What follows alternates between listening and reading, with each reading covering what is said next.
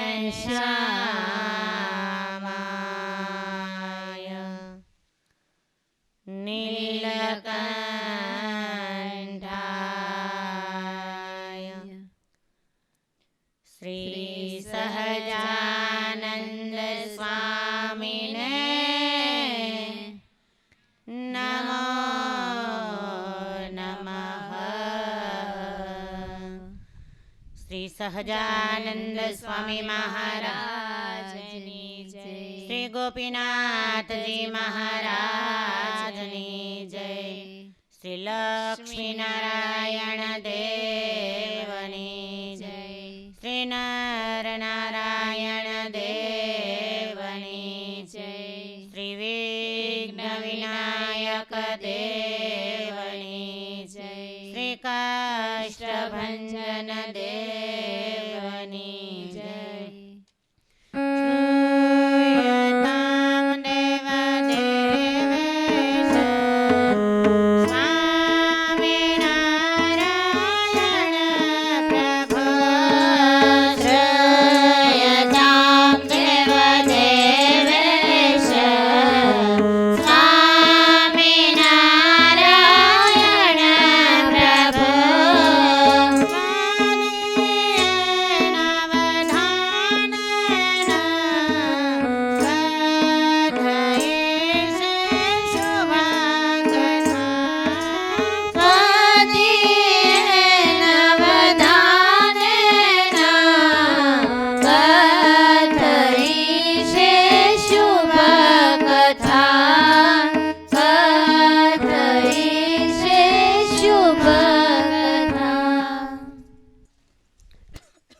આરાધ્ય ઈષ્ટદેવ અનંતકોટી બ્રહ્માંડાધીશ ભગવાન સ્વામિનારાયણની અસીમ કૃપાથી એવમ લક્ષ્મીનારાયણ દેવ દ્વિશતાબ્દી મહોત્સવ વડતાલ ધામ અંતર્ગત 7 દિવસનું પરમાત્માના લીલા ચરિત્ર છે એ સાંભળવા માટેનું આયોજન, જેનો પંચમ દિવસ જીવાત્મા ઉપર જ્યારે પરમાત્માની અમિત દ્રષ્ટિ પડતી હોય છે અને પૂર્વના જ્યારે જીવાત્માના સુકૃત છે એ ઉદય થતા હોય ત્યારે પરમાત્મા તરફ એ જીવાત્મા છે એનું વલણ થતું હોય છે. જે સ્વરૂપ આપણને ઓળખાયું છે, જે પરમાત્મા આપણને ઓળખાણા છે, આપણે જાણીએ છીએ કે પરમાત્માનું શરણું સ્વીકાર્યા પછી આપણો જે જીવાત્મા છે એ અવિનાશી સુખને પામવાનો છે. જ્યારે અજ્ઞાન અવસ્થાની અંદર જીવનારા જીવાત્માઓ છે એની સામે નજર કરીએ ત્યારે આપણને એમ થાય કે આ જીવાત્મા જો પરમાત્માના શરણે થાય તો સારું, પણ નક્કી કરી રાખો કે એ જીવાત્મા પરમાત્મા સુધી પહોંચે છે કે જેનું કંઈક પૂર્વનું બીજબળ છે. એક જ પરિવારની અંદર રહેતા હોય, સગા બે ભાઈઓ હોય, એક જ ઘરનું અનાજ ખાધું હોય, બંનેના દેહની અંદર એક જ માતા પિતાનું લોહી હોય, છતાં પણ એક છે પરમાત્માની શરણાગતિ સ્વીકારનાર જીવાત્મા હોય અને એક તદ્દન નિરાકારવાદી હોય છે. જે જીવાત્મા છે એના પૂર્વના પુણ્ય ઉદય થાય છે એ જ જીવાત્મા પરમાત્માનું ભજન કરી શકે છે. આ ચોક્કસ વાત છે. બીજા નંબરની અંદર જીવાત્મા છે મુમુક્ષુ તો હોય અને હંમેશા વિષયી, પામર, મુમુક્ષ અને પછી મુક્ત બનતા હોય છે. આ પરમાત્માના ધામ સુધી પહોંચવાના 4 પ્રકાર છે. પરમાત્મા સુધી મુક્ત દશાની અંદર પહોંચનાર જીવાત્મા છે જ્યારે મુમુક્ષ બને ત્યારે આ જગતમાંથી વિરક્ત બની શકતો હોય છે. ઘણીવાર એવા જીવો હોય કે કુસંગને કારણે, દેહાસક્તિને કારણે, કોઈ અવનવા દેશકાળને કારણે મુમુક્ષતાનું બીજ એના હૃદયની અંદર પડ્યું હોય છે, પણ એનું પોષણ કરનાર કોઈ સંત છે એનો ભેટો થયો ન હોય. એટલે એમને બીજ છે એ આપણે કેમ કોઈ બિયારણ જમીનની અંદર વાવીએ પણ એને પાણી ન મળે તો એ બિયારણ છે એ ક્યારેય પોષણને પામતું નથી, એમાંથી અંકુર છે એ ફૂટતો નથી. એ મુમુક્ષતાનું બીજ જેમાં પડ્યું છે ને એને જ્યારે કોઈ સાચા સંત છે એનો યોગ થઈ જાય, કોઈ શાસ્ત્રનું વાંચન વાંચે, એનું અધ્યયન કરે, ત્યારે એના જીવાત્માની અંદર પરમાત્માના મહિમા રૂપી અંકુર છે ફૂટતો હોય છે અને એ પરમાત્મા સુધી પહોંચતો હોય છે. જે ઋષિમુનિઓએ, મોટા મોટા સંતોએ શાસ્ત્રોની, ગ્રંથોની, પુરાણોની ભેટ આ ભારતીય સંસ્કૃતિને આપી છે. શાસ્ત્ર આપણી સામે જે દેખાય છે કેવળ કાગળના પાના નથી, પણ શાસ્ત્ર છે એને પરમાત્માનું સ્વરૂપ માનવામાં આવ્યું છે. અને હંમેશા તમારા જીવનની અંદર ખ્યાલ રાખો કે ભક્ત ચિંતામણી હોય, સત્સંગી જીવન હોય, વચનામૃત હોય, શિક્ષાપત્રી હોય, રામાયણ, મહાભારત આદિ કોઈ પણ ધાર્મિક ગ્રંથ હોય એને ક્યારેય સીધા પૃથ્વી પર મુકાઈને દોષ લાગે. આ પરમાત્માનું સ્વરૂપ છે. તમારા ફેરવવાની માળા છે એ ગૌમુખી ન હોય ને એકલી માળા છે એને પૃથ્વી પર ક્યારેય ન મુકાય. માળા, શાસ્ત્ર બધા પરમાત્માના સ્વરૂપો છે અને એટલે જ કથા વાર્તાના આયોજનો હોય ત્યારે આપણે પોથીજી છે એને માથે શા માટે લઈએ છીએ કે પરમાત્માનું વાંગમય સ્વરૂપ છે. શાસ્ત્ર છે એની અંદર જે કથાઓ છે એ કોઈ નવલકથા નથી કે તમારા મનની અંદર કાંઈ આવ્યું ને તમે લખી નાખ્યું અને દુનિયાની અંદર કોઈ અવનવી બીનાઓ બની અને તમે એનું લખત કરી નાખ્યું. એ નવલકથાઓ નથી. શાસ્ત્ર છે એ સમાધિ ગ્રંથ છે. સ્વામિનારાયણ સંપ્રદાયનો અજોડ અને મુખ્ય શાસ્ત્ર એવો સત્સંગી જીવન ગ્રંથ. 18 પુરાણ માયેલું શ્રીમદ ભાગવત મહાપુરાણ, આ બંને ગ્રંથો છે સમાધિ ગ્રંથ છે. સમાધિ ગ્રંથ કોને કહેવાય? બંને આંખ બંધ કર્યા પછી જે કાંઈ નજરની સામે દેખાય અને એનું લેખિત કરવામાં આવે, જે ચરિત્ર દેખાય એને ગૂંથવામાં આવે, આને સમાધિ ગ્રંથ કહેવાય. અને આપણે જાણીએ છીએ કે સત્સંગી જીવન શાસ્ત્રની રચના કોણે કરી? ઊંચી આંગળી કરો. હવે મારી પાસે 3 જ દિવસ છે, એટલે ત્યાં સુધીમાં ટ્યુશન ને એકડા ભણાવી દઉં. કોણે? સરસ, એમ તો પાકા છે. હવે કઈ જગ્યાએ સત્સંગી જીવન શાસ્ત્રની રચના થઈ છે? કઈ જગ્યાએ એને લખવામાં આવ્યું છે?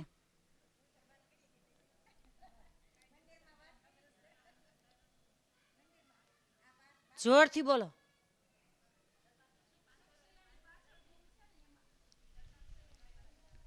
તમારું? સરસ. હા, ઘણાને આ વાતની અંદર ભ્રમ છે. સુખ શૈયા છે, જે માણકી ભુવન છે ત્યાં જે ચરણારવિંદ છે ત્યાં રચના નથી થઈ, પરંતુ શતાનંદ સ્વામીએ પહેલી વાર સુરત મુનિ કહેતા. સુરત મુનિનું બીજું નામ શું છે? કોને આવડશે? સુરત મુનિ સંતનું બીજું નામ?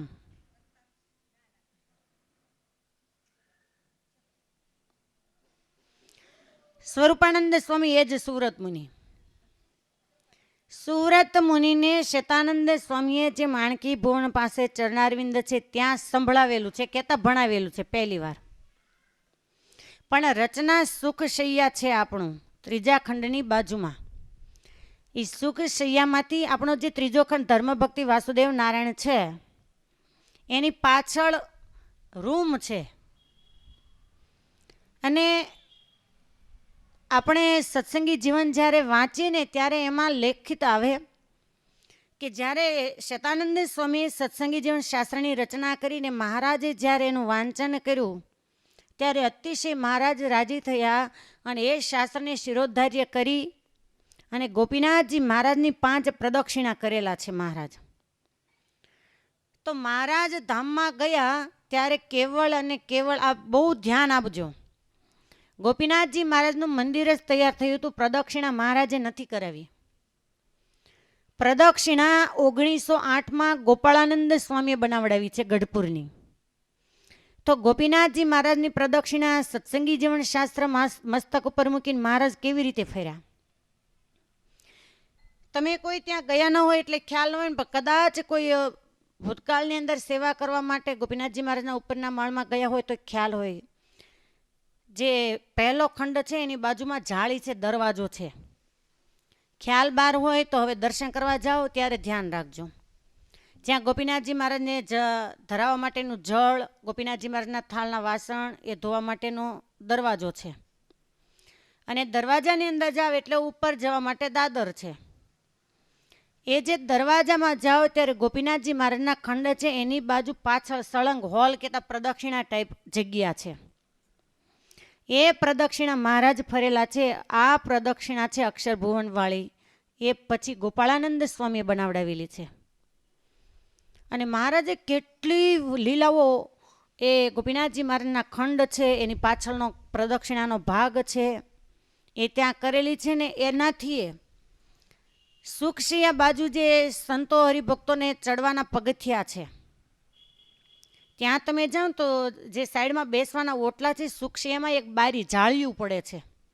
અત્યારે ઉનાળો છે એટલે મને પણ ખ્યાલ નથી, પણ જાઓ ત્યારે બારી જો ખુલ્લી હોય, માણકી ભુવન બરાબર ધ્યાન આપો, માણકી ભુવનનું બિલ્ડિંગ છે એ સાઈડ જે પુરુષોને ચડવાના પગથિયા, એટલે સુખશિયા બાજુનો ખંડ છે ત્યાં એક જાળિયું છે પ્રદક્ષિણામાં. એ જાળિયું કદાચ ખુલ્લું હોય ત્યાં તમે ડોક્યું કરો ને એટલે જે આ સત્સંગી જીવન શાસ્ત્રની રચના થઈ એ રૂમનો, એ ઓરડીનો દરવાજો સામે દેખાય. વાસુદેવ નારાયણના ખંડનો પાછળનો ભાગ, ધર્મ ભક્તિ વાસુદેવ પધરાવેલા છે એની પાછળ દરવાજો છે, સુખશિયામાંથી જવાય છે, પાછળ ઓરડી ટાઈપ છે. ત્યાં શતાનંદ સ્વામીએ સત્સંગી જીવન શાસ્ત્રની રચના કરી છે. હંમેશા સંસારીના જીવનની અંદર કરોડો લાખોની મિલકત હોય અને 2-3 દીકરાઓ હોય ત્યારે માતા પિતા છે વિચાર કરતા હોય કે આ કારભાર કોને સોંપવો, કયા દીકરો એવો ગુણવાન ને લાયકાત ધરાવનારો છે કે સંપત્તિને સાચવી શકે. ઉડાડનાર હોય એ ભલે મોટો હોય છતાં મા બાપ એને આપવામાં વિચાર કરતા હોય છે. તો આ ગ્રંથ છે કોઈ સામાન્ય વસ્તુ નથી. શતાનંદ સ્વામી જ્યારે રચના કરી વિચાર્યું કે આ સૌ પ્રથમ આ ગ્રંથ છે એ કોને સંભળાવવું. અને જે માણકી ભુવનવાળી જે અત્યારે ચરણારવિંદ છે ત્યાં સંતોના આસન હતા. એટલે સૌ પ્રથમ સુરત મુનિ કે સ્વરૂપાનંદ સ્વામી છે એ યોગ્ય પાત્ર હોવાથી, પોતાના પરમ શિષ્ય હોવાથી શતાનંદ સ્વામીએ સુરત મુનિ છે એને પ્રથમ સત્સંગી જીવનશાસ્ત્ર છે ત્યાં સંભળાવેલું છે. હવે સુરત મુનિ કહેતા સ્વરૂપાનંદ સ્વામીએ સૌ પ્રથમ કોને શાસ્ત્ર સંભળાવ્યું? હવે આ ખૂણામાંથી જવાબ આવ્યો તો એ સાચો, પ્રતાપસિંહ મહારાજાને. હવે કઈ જગ્યાએ? જગન્નાથપુરીમાં. ભારતીય સંસ્કૃતિના 2 ચક્રકુંડ છે, એક જગન્નાથપુરીમાં અને બીજું નૈમિષારણ્ય ક્ષેત્રની અંદર. એક ચક્રકુંડના કિનારે શ્રીમદ ભાગવત મહાપુરાણ છે, એને સોનકાદિક મુનિઓને રોમહર્ષણના પુત્ર એમણે ત્યાં સંભળાવેલી છે કથા, સુતજી મહારાજે. અને આ જે સત્સંગી જીવન શાસ્ત્ર છે જગન્નાથપુરી સમુદ્ર કિનારે આવેલું ચક્રકુંડ, ચક્રતીર્થ, ત્યાં પ્રતાપસિંહ મહારાજાને સુરત મુનિએ સંભળાવેલું છે. બરાબર, પાકું હવે? અને હવે ખાસ જ્યારે જાઓ ત્યારે આ બધી બાબતો છે એનું ધ્યાન આપી અને દર્શન કરજો, કેમ કે ઘણી વાતોથી આપણે સાવ અજાણ છીએ. સમાધિ ગ્રંથ શતાનંદ સ્વામી છે મહારાજ સત્સંગમાં આવ્યા પછી, પાછળથી સત્સંગમાં આવ્યા છે, દીક્ષા ગ્રહણ કરી છે. છતાં સત્સંગી જીવન શાસ્ત્રની અંદર મહારાજના બાળપણથી ધર્મ ભક્તિ છે, એના જન્મથી માંડીને બધી કથાઓ લખાણી છે. તો શતાનંદ સ્વામીએ કોઈએ કહ્યું અને લખ્યું એવું નથી. શતાનંદ સ્વામીએ મહારાજને આજ્ઞા કરીને એના પૂર્વના 3 જન્મ હતા ત્યારથી એમની ઈચ્છા હતી, એ વાતમાં આપણે નહીં જઈએ. 3 જન્મને અંતે શતાનંદ સ્વામી છે, અને કદાચ સમય રહેશે તો હું લઈશ પણ ખરા, કે લઈ લો. આપણે તો લીલા ચરિત્ર સાંભળવાનું એટલે કઈ ચિંતા નથી કયો અધ્યાય રહી જાય છે ને કયો શ્લોક રહી જાય છે. રામાયણની અંદર ડોક્યો કરીએ ત્યારે આપણે સાંભળીએ છીએ કે ગૌતમ પત્ની અહલ્યા છે, એ બધા કથાથી સૌ પરિચિત છો એટલે એ કથાને લંબાવશું નહીં. કે અહલ્યા છે એના ઉપર ઇન્દ્રએ કુદ્રષ્ટિ કરી, અને જ્યારે ગૌતમ મહર્ષિના પર્ણકુટીની અંદર આવ્યા, મહર્ષિ છે ગંગા સ્નાન કરવા ગયેલા, અહલ્યા છે નિર્દોષ હતા, છતાં પણ આ બધી પહેચાન થતાં, જાણ થતાં ગૌતમ મુનિ છે એમણે અહલ્યાને શાપ આપી દીધો હતો કે જા તું પથ્થર બની જા. ગૌતમ મુનિ અને અહલ્યાને એક પુત્ર અને એક પુત્રી હતા. જે દીકરા હતા એનું નામ હતું શતાનંદ, અને દીકરી એ મહાવીર હનુમાનજીના માતા અંજના. શતાનંદ કરીને જે દીકરા હતા એ મિથિલા નરેશ કહેતા જનક મહારાજા છે એના રાજ પુરોહિત હતા, એટલે એ જનકપુરીમાં રહેતા હતા. એમને ખ્યાલ આવ્યો કે મારી બહેનને પણ મારા પિતાજીએ શાપ આપ્યો છે અને મારી માતાને પણ શાપ આપ્યો છે કે જા તું પથ્થર થઈ જાય. તો પુત્ર તરીકે મારી ફરજ છે કે મારી માને આ શાપમાંથી હું મુક્ત કરું, કેમ કે ગૌતમ મહર્ષિએ અનુગ્રહ તો કર્યો હતો પણ દીકરાને ખબર નહોતી. એ શતાનંદ જે રાજપુરોહિત છે એમણે તપ કર્યું. તપને અંતે પરમાત્માએ દર્શન આપ્યું અને કહે કે માગો, ત્યારે 2 હાથ જોડી અને કહે છે કે બસ પ્રભુ મારી માતા છે એને આ પથ્થરરૂપી શિલામાંથી મુક્ત કરીને દિવ્ય ગતિ આપો. ત્યારે પરમાત્મા બોલે કે ભવિષ્યની અંદર મારું જ્યારે પૃથ્વી પર પ્રાગટ્ય થશે ત્યારે તમારા પિતાજીના અનુગ્રહ પ્રમાણે તમારી માતા છે એને મુક્તિ મળશે. એ તો અનુગ્રહ કર્યો જ છે, પણ તપને આધીન તમે તપ કઠોર સાધના કરી છે, તો હું તમારા ઉપર પ્રસન્ન છું, તમે કંઈક માગો. ત્યારે શતાનંદ રાજ પુરોહિત છે એમણે કહ્યું કે હે મુનિવર્ય, હે મહારાજ, એ ભગવાન, આ લોકની અંદર તો મારે કશું જ નથી જોઈતું, પણ મને તમારા લીલા ચરિત્ર છે એનું દર્શન કરવાની ઈચ્છા છે. પરમાત્મા બોલે છે કે કંઈ વાંધો નહીં, જ્યારે આ પૃથ્વી પર મારું પ્રાગટ્ય થાય ત્યારે આપ જન્મ ધારણ કરજો, અને ત્યારે તમને મારા લીલા ચરિત્ર છે એનું દર્શન થશે અને એ દર્શન કરી અને લીલા ચરિત્ર છે એને ગૂંથી અને તમે ગ્રંથની રચના કરજો. રાજપુરી શતાનંદ એમનું જીવન પૂરું થઈ ગયું. આ બાજુ પરમાત્મા મર્યાદા પુરુષોત્તમ રામચંદ્ર ભગવાન છે એનું પ્રાગટ્ય થઈ ગયું. પરમાત્માની બધી લીલા છે આ લોકમાંથી સંકેલા ગઈ, પણ જન્મ લેવાની અંદર થાપ ખાઈ ગયા. રામચંદ્ર ભગવાન છે એ આ લોકની અંદર બધી લીલા સંકેલીને પોતાના ધામને પામી ગયા. અને એ વખતે લીલાના અંતે રાજપુરોહિત જે શતાનંદ ગૌતમ મહર્ષિના પુત્ર હતા એમનો જન્મ થયો. અને એ જ મૈત્રેય મહર્ષિ કે જેમણે ભાગવતની અંદર વિદુરજીને કથા સંભળાવી હતી. મૈત્રેય મહર્ષિને ખ્યાલ આવ્યો કે મારે જન્મ લેવામાં મોડું થયું અને જે પરમાત્માના લીલા ચરિત્ર છે એને ગૂંથવા હતા, ગાવા હતા, અને એક કાર્ય મારું અધૂરું રહી ગયું.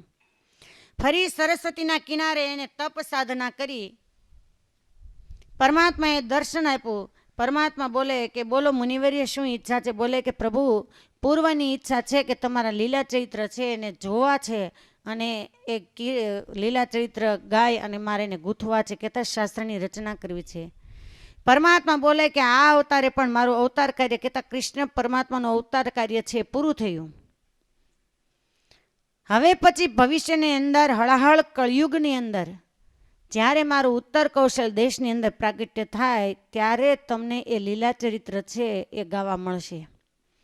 એ જ મૈત્રેય મહર્ષિ જે શતાનંદ સ્વામી આપણા સંપ્રદાયની અંદર મહાન સંતની ભેટ મળી. અને જ્યારે શતાનંદ સ્વામી છે સત્સંગની અંદર એવા મહારાજ એના ઉપર દીક્ષા દઈ અને રાજી થયા. બોલે કે મુનિવર્ય તમારી કઈ ઈચ્છા છે? ત્યારે બોલે કે મહારાજ જન્મ જન્માંતરથી મારી એક જ ઈચ્છા છે કે આપના લીલા ચરિત્ર છે મારે ગાવા છે, આપ કૃપા કરી મને સંભળાવો તો એ લીલા ચરિત્ર છે એ હું લખી શકું. ત્યારે મહારાજ બોલે હું કહું અને તમે લખો એમ નહીં. આંખ બંધ કરી અમારા સ્વરૂપની મૂર્તિ છે અને ધારી અને તમને જે કાંઈ દેખાય એ તમે લખો. અને તરત જ મહારાજના સ્વરૂપનું ધ્યાન લગાવી અને શતાનંદ મુનિ છે એમને જે દેખાયું અને લખાયું એક એક શબ્દ સત્સંગી જીવન શાસ્ત્રનો છે. કોઈ સંતોએ કીધું, મહારાજે કીધું, હરિભક્તોએ કીધું ને લખ્યું એમ નહીં. સારું એ સત્સંગી જીવન શાસ્ત્ર છે એ શતાનંદ સ્વામીને બંધ આંખે દેખાણું અને લખાયું છે. આને કહેવાય સમાધિ ગ્રંથ. એ કેટલી પરાકાષ્ઠાએ પામેલા બધા ભક્તો હશે કે આંખ બંધ કરે અને એને પરમાત્માના સ્વરૂપો, પરમાત્માની લીલાઓ એ દેખાતી હોય છે. અને હંમેશા એક ટેવ રાખવી.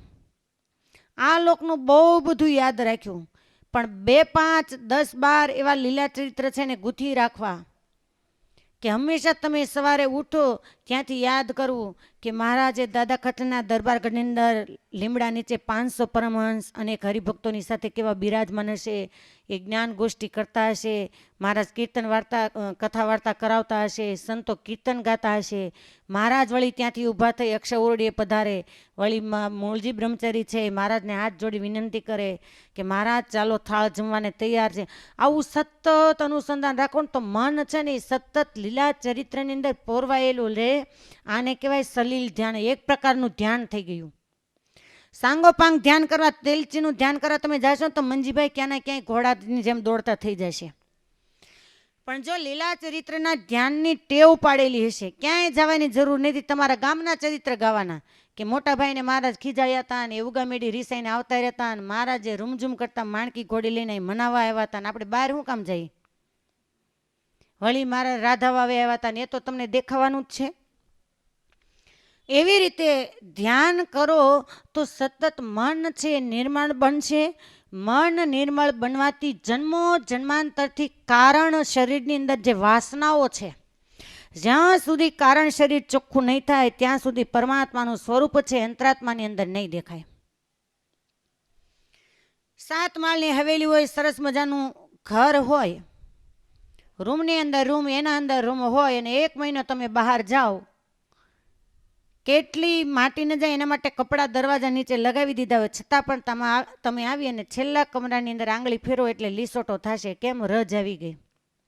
કેમ આવી? તો કે 10 દિવસથી 12 દિવસથી ઘર બંધ હતું. રૂમની અંદર રૂમ છે છતાં પણ જો 7 દિવસ ત્યાં સાવરણી ન ફરે તો રજ આવી જાય છે તો તમે વિચાર કરો કે જન્મો જન્માંતરની વાસનાઓ છે એ કારણ શરીરની અંદર ભરેલી છે, એને કથા વાર્તા રૂપી સાવરણી એથી વાળ્યા નથી તો એ કેટલા કામ ક્રોધાદિક બધા ભરાઈ ગયા છે. પછી આંખો બંધ કરીને તો કે બેન અંધારું જ દેખાય, પણ અંધારું જ દેખાવાનું, એને કાઢવું તો પડશે ને. ઘરના આંગણે પશુઓ બાંધેલા હોય, ઘરના આંગણે દાબો હોય કે ઉકરડા નાખેલા હોય તો એને 12 મહિને તમારે ભરવું પડે, 6 મહિને ભરવું પડે. અને જ્યાં સુધી તમે ભરો નહીં ત્યાં સુધી ઉકરડાની ગંદકી રહેવાની જ છે. તો કામ ક્રોધ લોભ મોહ મદ મત્સર આ કેટલા અંતરાત્માની અંદર તમે જુઓ કે મૂળિયા નાખીને બેસી ગયા છે. અને એને કોદાળી લઈને તમે કાઢો, ઓલી વાડીની અંદર ધરો દાભડો થાય, એને ગમે તેટલું કરો, વરસાદ આવે એટલે પાછી કુપળ કાઢે.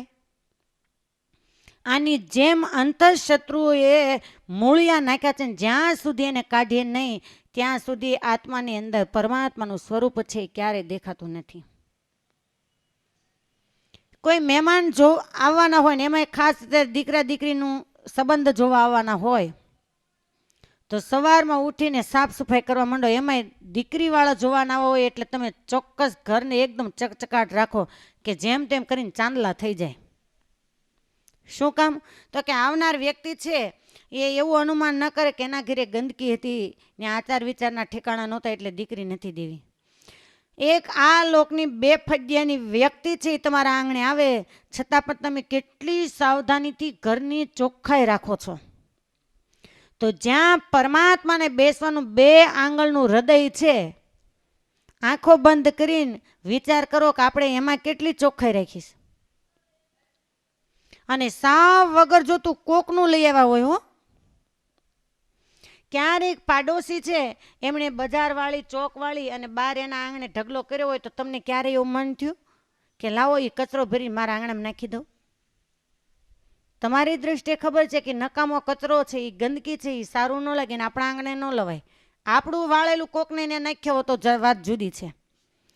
તો અંતરાત્માની અંદર કોનું ભર્યું છે? નિંદા, ઈર્ષા, રાગ, દ્વેષ, કુથલી, આ બધું કોનું છે? હમણાં ચોમાસું આવશે, બધા ખેડૂતો અત્યારે ફૂલ તૈયારીમાં હોય ને કેટલાય તો ઉતાવળીએ કપાસિયા છોપીએ દીધા હશે, કેટલાય વાવણીની વાટ જોશે. તો હજી એવું નથી સાંભળ્યું કે તમે આ દવાની દુકાનો અને બિયારણની દુકાનો હોય ત્યાં કપાસિયાનું બિયારણ લેવા જાઓ, શાકભાજીના બિયારણ લેવા જાઓ, તલ મગફળી બધું લેવા જાઓ તો કોઈ ખેડૂત હારોહાર એમ લેવા જાય કે મને કંઈક શું કહેવાય દૂધેલી ને હેમૂળ ને અમરો ડમરો નાનું બિયારણ આપો, અમારે વાવવું છે લૂણી ને. તમે નથી લાવતા તોય ઉગે છે, તમે એને નથી પાતા તોય ઉગે છે. અને કેટલા પ્રમાણમાં? તમારો વાવેલો બિયારણનો દાણો તો આટલો હોય ને એનું ફરતું તો આખી વાડી લીલીછમ ખડની દેખાતી હોય છે. એને વાવતા નથી છતાં 2-5 વૃષ્ટિના બુંદ પડે આ પૃથ્વી પર એટલે જાણે સારીએ પૃથ્વીએ લીલી ચાદર ઓઢી હોય એમ નકામું ઘાસ છે ઉગી નીકળે છે. અને એને કાઢવા માટે તમારે કેટલી મહેનત પડે છે. કપાસનો છોડ, બીજા અન્ય છોડ વાવેલા હોય એના મૂળની અંદર ઘાસ ઉગ્યું હોય અને છોડ નાનો હોય ને તો આંગળીથી એને ખેંચશે ને આ દાતરડી નહીં અડાડે.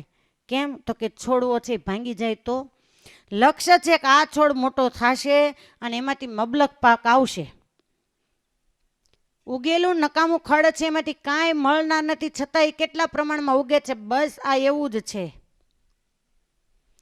છોડને ફરતો તમે ચોખ્ખો કરી નાખો અને વધારાનું ઘાસ છે એ નાખી દો એટલે તમે એને બોલતા હો છે કે નીંદવા જવું છે, નિંદામણ કર્યું. નિંદામણ કરો એટલે જેમાં આપણને માલ મળવાનો છે, પૈસા મળવાના છે એ ચોખ્ખું થઈ ગયું. આપણામાં બીજામાંથી આવેલા દોષો છે એ આવી જાય પછી ક્યારે આપણને સારી બુદ્ધિ ના આવે, ટેવ પડી જાય બધાના અવગુણ જોવાની છે. આ વ્યક્તિ આવી છે, આ વ્યક્તિ આવી છે, આવી ટેવ પડી જતી હોય છે. એટલે શાસ્ત્ર અને સંતો એમ કહે કે જ્યારે જીવાત્મા શાસ્ત્રનું અધ્યયન કરે છે, પરમાત્મા છે એના સ્વરૂપનું દર્શન કરે છે ત્યારે એનો અંતરાત્મા છે શુદ્ધ બનતો હોય છે. અને આજે આપણે પ્રેમાનંદ સ્વામીને યાદ કરીએ, બ્રહ્માનંદ સ્વામીને યાદ કરીએ, શતાનંદ સ્વામીને યાદ કરીએ, દાદા ખાચર, લાડુબા, મોટીબા, મુક્તાનંદ સ્વામી, આ બધા મહાન ભક્તોને યાદ શા માટે કરીએ છીએ? એ પણ માણસ જ હતા, છતાં પણ એને પરમાત્માનું સ્વરૂપ છે એ સંપૂર્ણપણે ઓળખાઈ ગયું હતું.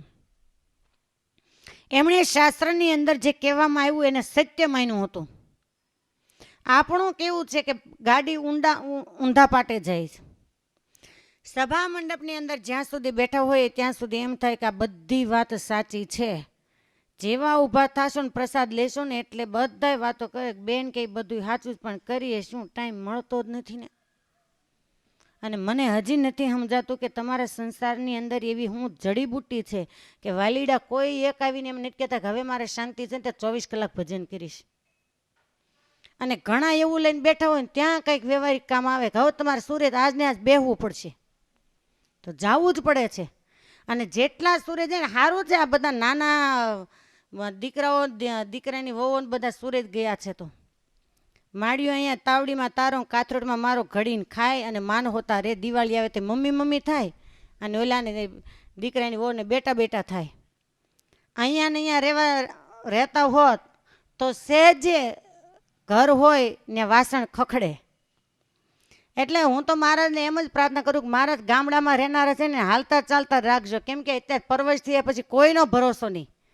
એ સવારમાં તમે કામ કરતા ઘંટડી વાગે ને લે તા તો ડોશીમાં દોડે હાલતા ન હોય તો મારા દીકરાને વહુનો ફોન આવ્યો, પણ ઓલી થેલિયું સીવીને જાય છે ને એટલે પરવશ થાવ અને સેવા કરે. ભગવાન બધાને સારા આપે દીકરાના ઘરના, પણ જે દિવસે સાચો સંબંધ કોને કહેવાય એ ખબર ત્યારે પડે કે તમે પરવશ થયા પછી કેવી તમારી સેવા ચાકરી થાય છે.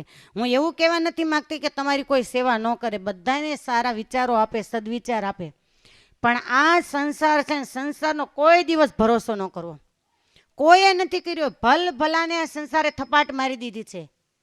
92 લાખ માળવાનો ધણી ભરથું હરી છે, જેને પ્રાણ કરતા એની પત્ની વાલી હતી અને એ પત્ની એક દિવસ દગો દઈ દીધો. અને આપણે બધા જાણીએ છીએ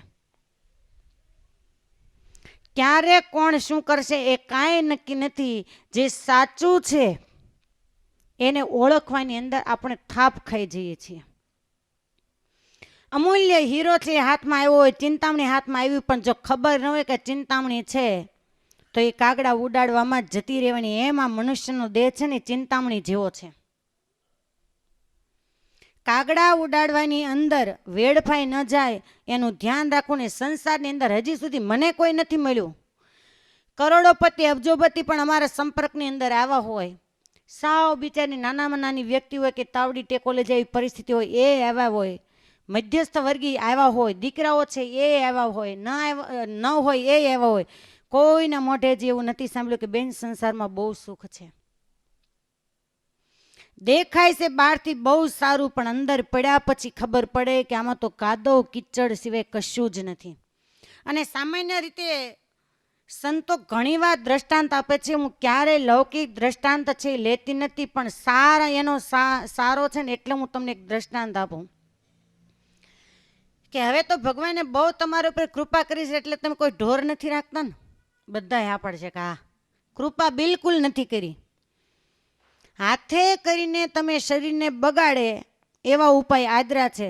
તમને ઘરે ગંદકી નથી ગમતી, પશુ ઘરના આંગણે બાંધ્યા હોય તો એને ઘાસ લેવા જવું પડે, એને દોવાનો ટાઈમ બગાડવો પડે, એટલે બાટલીનું દૂધ ખાવું છે પણ ચોખ્ખું દૂધ નથી ખાવું. અને પછી સવારના પરમાં એક સમય એવો હતો કે ઘરે ઘરેથી છાશું તાણવાના ઘમર ઘમર અવાજ આવતા હતા. લાઇટો એવી ત્યારે મોટરો ફરતી હતી. સવારમાં શેરીની અંદર ગાયો જતી હોય ને હવે છે ને બાયું જતી હોય, પણ હાથમાં પવાયેલું લઈને ઘરે ઘરે છાશ ઉઘરાવા. કેમ તો કે આજ બિસ્તરો મોકલવાનો છે ને તે છાશના બાટલા ભરી દેવા છે. કોઈને આ બાબતે કાંઈ ગમતું નથી. કચ્છની અંદર તમે જાઓ ને તો આજે કોઈના ઘરે તમને ભેંસ જોવા ન મળે.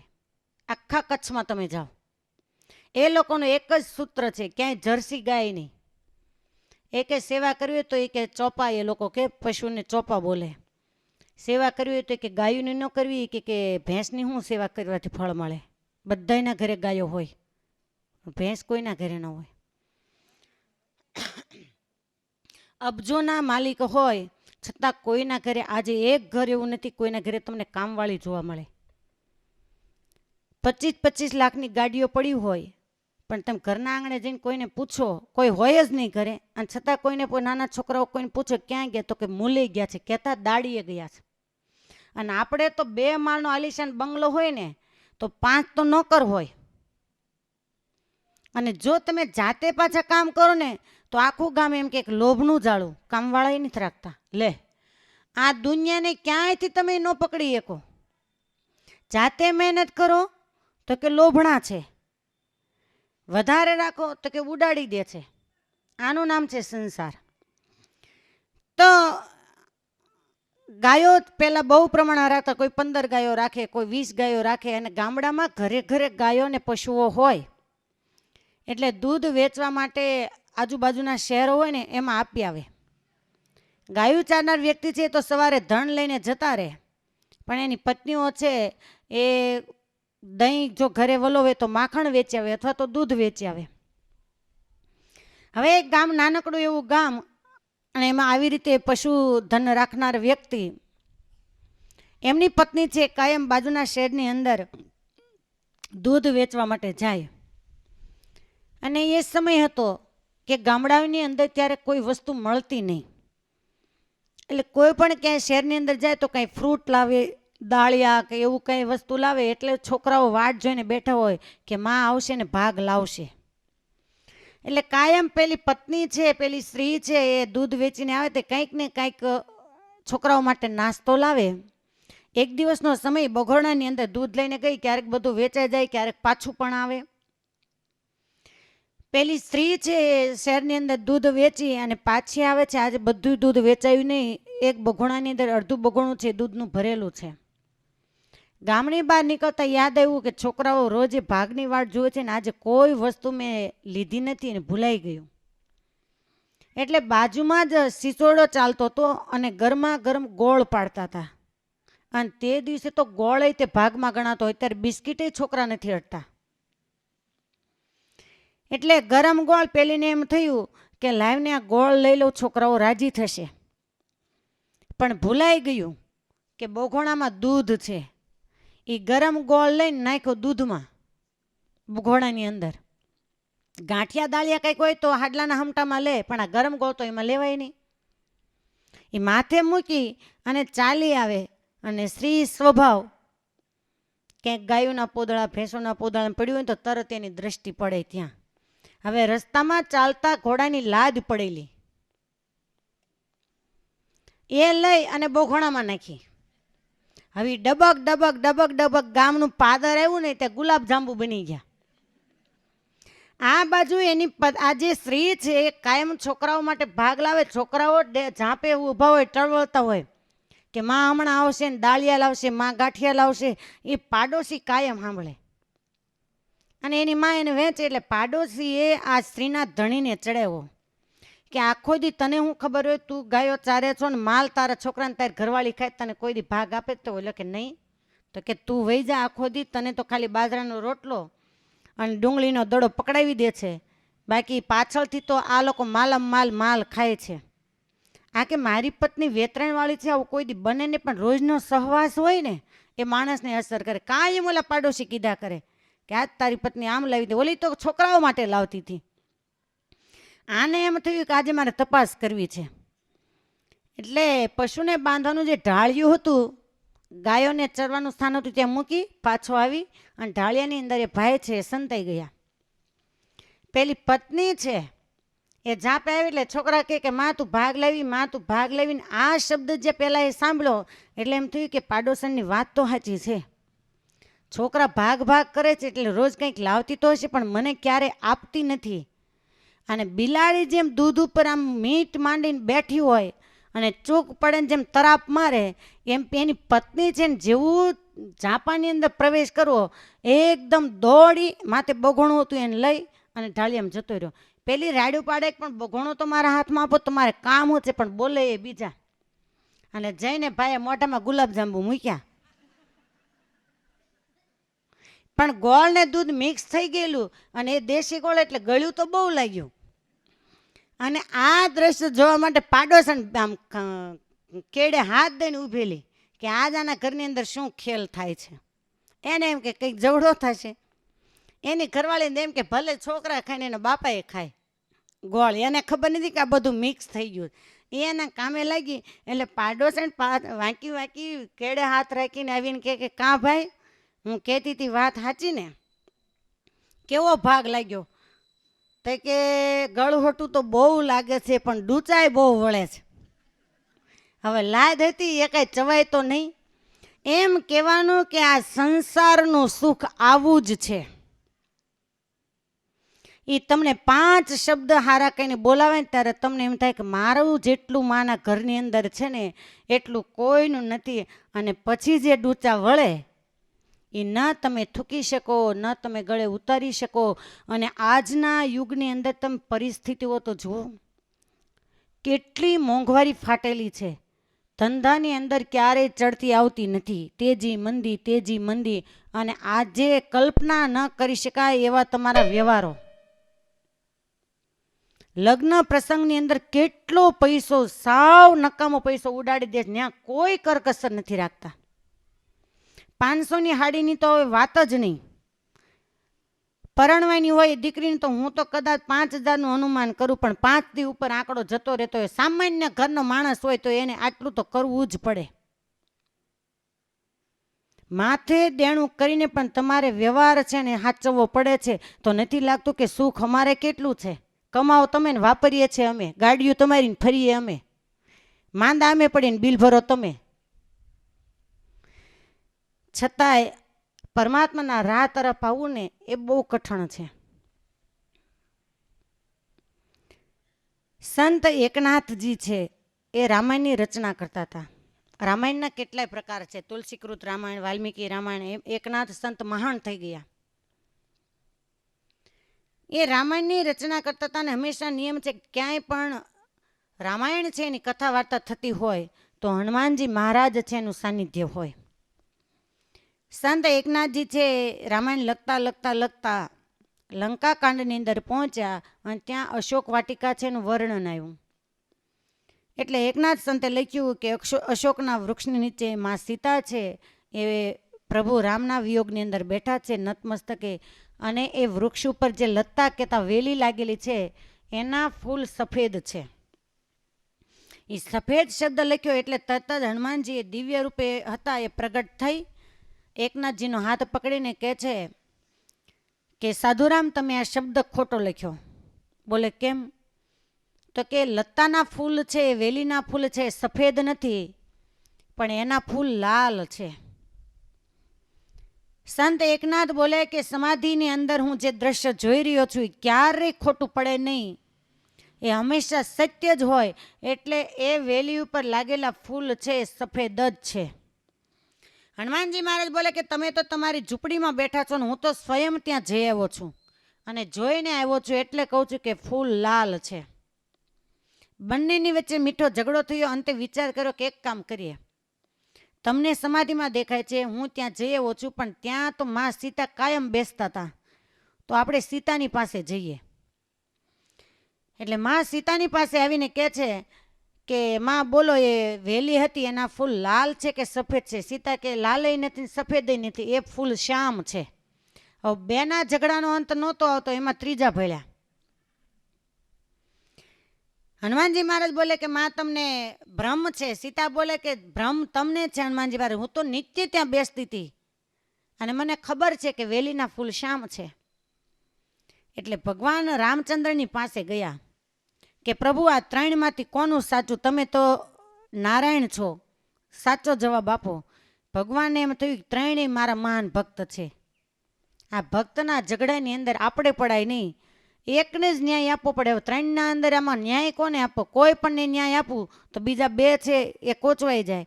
એટલે ભગવાન રામ કહે છે કે જો હું તો કેવળ અને કેવળ રાવણ છે એની સાથે યુદ્ધ કરીને એનો નાશ કર્યો, આટલા સુધીનું જ મારું કાર્ય હતું. મેં લંકાનું પાદર જોયું નથી, લંકામાં પગ મૂક્યો નથી. લક્ષ્મણજી આવ્યા હતા વિભીષણને રાજગાદી સોંપવા માટે.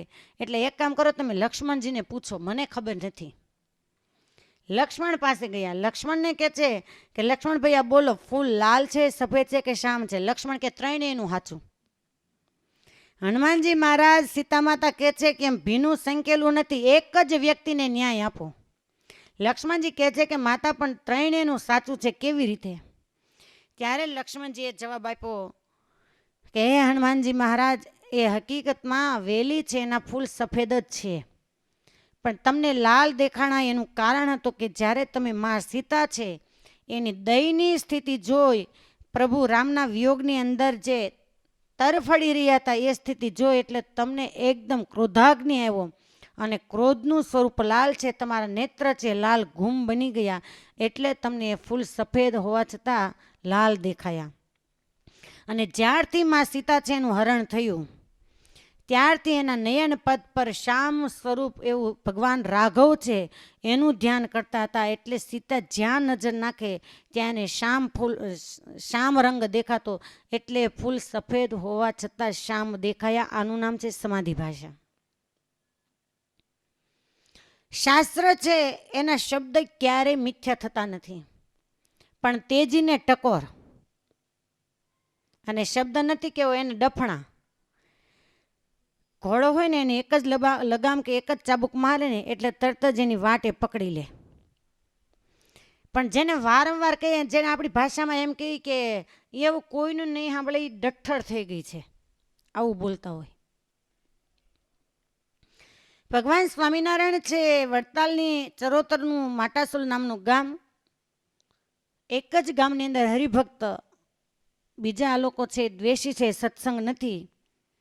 મહારાજ એ ગામના પાદરમાંથી પસાર થયા એટલે પેલા ભગત છે એને એમ થયું કે મહારાજ મારા ગામમાંથી પસાર થાય, સંતો હરિભક્તો સાથે હોય અને હું મારા આંગણે એને મહારાજને નોતરું આપી અને જમાડું નહીં તો મારા જેવો કમનસીબી કોણ હોય. પાદરમાં જઈ અને મહારાજને પ્રાર્થના કરી કે મહારાજ મારા ઘરના મહેમાન તમે થતા જાઓ. મહારાજ જાણતા હતા કે ભગતની પરિસ્થિતિ સામાન્ય છે. મહારાજ કે અત્યારે નહીં, સંતો હરિભક્તો સાથે છે, પછી ક્યારેક આવશું. પેલા ભગત કે નહીં મહારાજ, ક્યારેક તો તમે એકલા હો, સંતો હરિભક્તો છે એટલે જ તમારે મારા આંગણે આવવાનું છે. શ્રીમદ ભાગવત સત્સંગી જીવન આદિ ગ્રંથોનો મત છે કે જે ગ્રહસ્થના ઘર આંગણે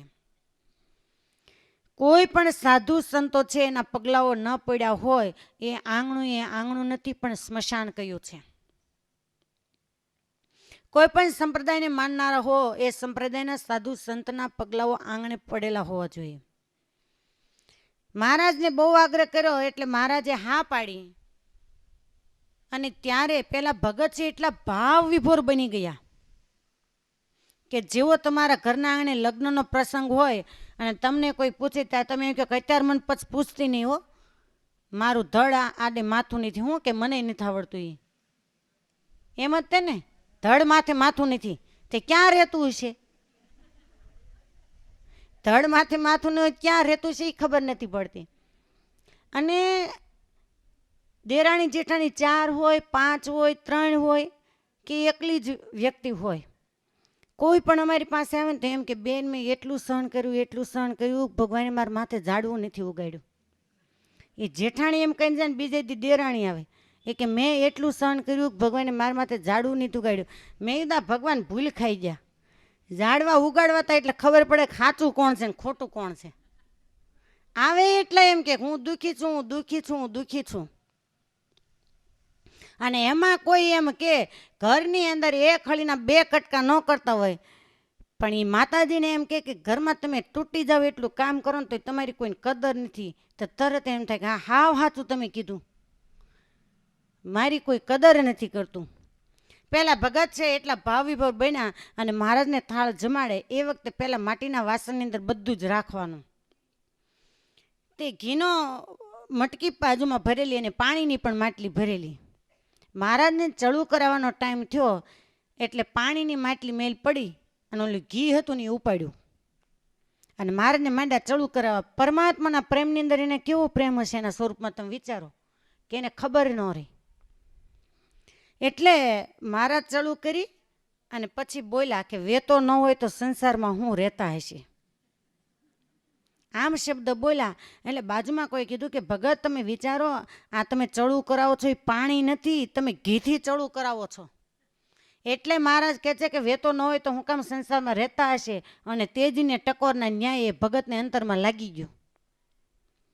કાંઈ શબ્દ બોલ્યા નહીં, ક્ષમા માગી અને મહારાજ છે એ સમય કે પાદર સુધી વળાવવા જાય. મહારાજને વળાવવા માટે આવ્યા, ગામની બહાર સીમાડે નીકળ્યા છતાં પેલા ભગત છે પાછળ પાછળ સંઘની પાછળ ચાલ્યા આવે. એટલે મહારાજે સહેજે પાછું વાળું જોયું તો ભગતને આવતા જોયું. એટલે મહારાજ કહે છે કે ભગત, ગામનો સીમાડો પૂરો થવા આવ્યો, તમે પાછા વળી જાઓ. ભગત કાંઈ બોલ્યા નહીં, વળી પાછા. મહારાજ તો આગળ સંતો હરિભક્તોની સાથે, પેલા ભગત છે પાછળ પાછળ ચાલ્યા આવે. બીજા ગામની સીમ આવી ગઈ. મહારાજ કહે છે કે ભગત, તમારું ગામ પૂરું થયું પણ આ બીજા ગામની એ સીમ પૂરી થઈ, તે તમે પાછા કેમ નથી જતા? પણ ભગતે મનમાં નક્કી કર્યું કે વેતો ન હોય તો હું કામ સંસારમાં રહેતા હશે, મારે ક્યાં વેતો છે તો સંસારમાં રહું. આવા મહારાજના મર્મભેદક વચનો છે. એની પછી આ ટ્યુબલાઇટ ઉપડવી ને એ બહુ કઠણ વાત છે. એ ખબર પડે એને જ પડે. એ રામબાઈને એમ કહે કે જાઓ મારી આજ્ઞા છે, પરણીને પ્રભુ ભજજો. એટલે આપણને કોઈ એમ કે તો નક્કી કરે કે લગ્ન કર્યા પછી ભગવાન ભજવાના છે, આમ મહારાજે કીધું. પણ રામબાઈએ નક્કી કર્યું 4 ફેરા ફરાઈ જાય એટલે પરણ્યા કહેવાય. પછી આખી જિંદગી સંસારમાં રહેશો એવી મહારાજે આજ્ઞા નથી કરી, ખાલી પરણવાનું કીધું એટલે પરણી લીધું. વડતાલ આવ્યું. વડતાલની અંદર મહારાજ સભા કરીને બેઠા અને ત્યારે પેલા હરિભગત છે દંડવત કરી અને મહારાજને કહે છે કે મહારાજ મને દીક્ષા આપો. મહારાજ કહે કે કેમ? તો કે મહારાજ તમે જેમ કીધું કે વેતો ન હોય તો હું કામ સંસારમાં રહેતા છે, એનો અર્થ એવો થયો કે મારામાં વેતો નથી એટલે હવે મારે સંસારમાં ન રહેવાય, આપ કૃપા કરે મને દીક્ષા આપો. અને મહારાજે એને દીક્ષા આપીને શાંતાનંદ સ્વામી નામ પાડ્યું. હવે શાસ્ત્રને સાધુ કઈ કઈને થાકી જાય તો આપણે ઓલા કે રામબાણ મારો, અમે તો કઠોર ઢાલું ને બખ્તર પહેરીને બેઠા છીએ, તમારું વાગે વાગે ને ત્યારે ઉપરથી વયું જાય. પણ હંમેશા યાદ રાખજો કે જિંદગી ક્યારે પૂરી થઈ જશે ને એની કોઈને કલ્પના નથી. ભજન કર્યા વિના છૂટક્યો નથી. અને આ દેહ એવો અમૂલ્ય મળ્યો છે કે આ દેહ જેટલો સંસારની અંદર ઘસી નાખો છો, તમે વિચાર કરો કે એટલું પરમાત્માની અંદર કંઈ ઘસી નાખ્યો આપણે. અને એવું પરમાત્માને મેળવવા માટે કરવાની જરૂર પણ નથી. ક્યાંય એવું શાસ્ત્રમાં નથી લખ્યું કે તમે આખો દિવસ દાડી કરો એટલે ભગવાનના ચોપડે લખાય, પણ 5 માળા તમે ટાઢા સાંયે બેઠા બેઠા કરશો તો એ પરમાત્માના ઘરે લખાશે. સંસારના ઢસડા રાત્રિ દિવસ કરો છો એ કેવળ અને કેવળ સહિયારું છે. અને ઢસરડા કરતાં કરતાં 5 નામ લીધા હશે ને તો એ પોતાના બની જશે, એમાંથી કોઈ ભાગ નહીં પાડે. અને કર્યા વિના છૂટકો જ નથી. ક્યાં સુધી આમ કરશું? કોઈ વ્યક્તિ એમ માનતી હોય કે હું આ ઘરની અંદર વ્યવહાર કરું છું એટલે ઘર ચાલે છે, હું ન હોઉં તો આ વ્યવહાર આમ ન ચાલે. કદાચ આપણે ન હોય તો આપણાથી વધારે સારો ચાલતો હોય, કદાચ આપણે જ નડતરરૂપ બનતા હોઈએ. બાળકને જન્મ દેતા માતા મૃત્યુ પામે તો એ બાળક મોટું થાય જ છે. યુવાન વયે દીકરો જતો રહે છતાં મા બાપનું ભરણ પોષણ થાય જ છે. 18-20 વર્ષની દીકરી ઘરના આંગણે રમતી હોય અને એને વળાવો તો એ મા બાપના વ્યવહાર ચાલે જ છે. તો કોણ કોના માટે છે? કોઈ કોઈનું નથી. કેવળ અને કેવળ સ્વાર્થમય આ દુનિયા છે. અને સ્વાર્થની સાંકળથી બંધાયેલો જે જીવાત્મા, આનું નામ છે સંસાર. અને આ સંસારની અંદર ખુદ પરમાત્માઓ પ્રગટ થઈને આવ્યા છતાં આ દુનિયાદારીએ પરમાત્માને સુખ નથી લેવા દીધું. ભગવાન રામચંદ્રજી આ પૃથ્વી ઉપર આવ્યા તો એ પરમાત્માને કોણે અયોધ્યાનું રાજ્ય છે એ શાંતિથી ભોગવવા દીધું.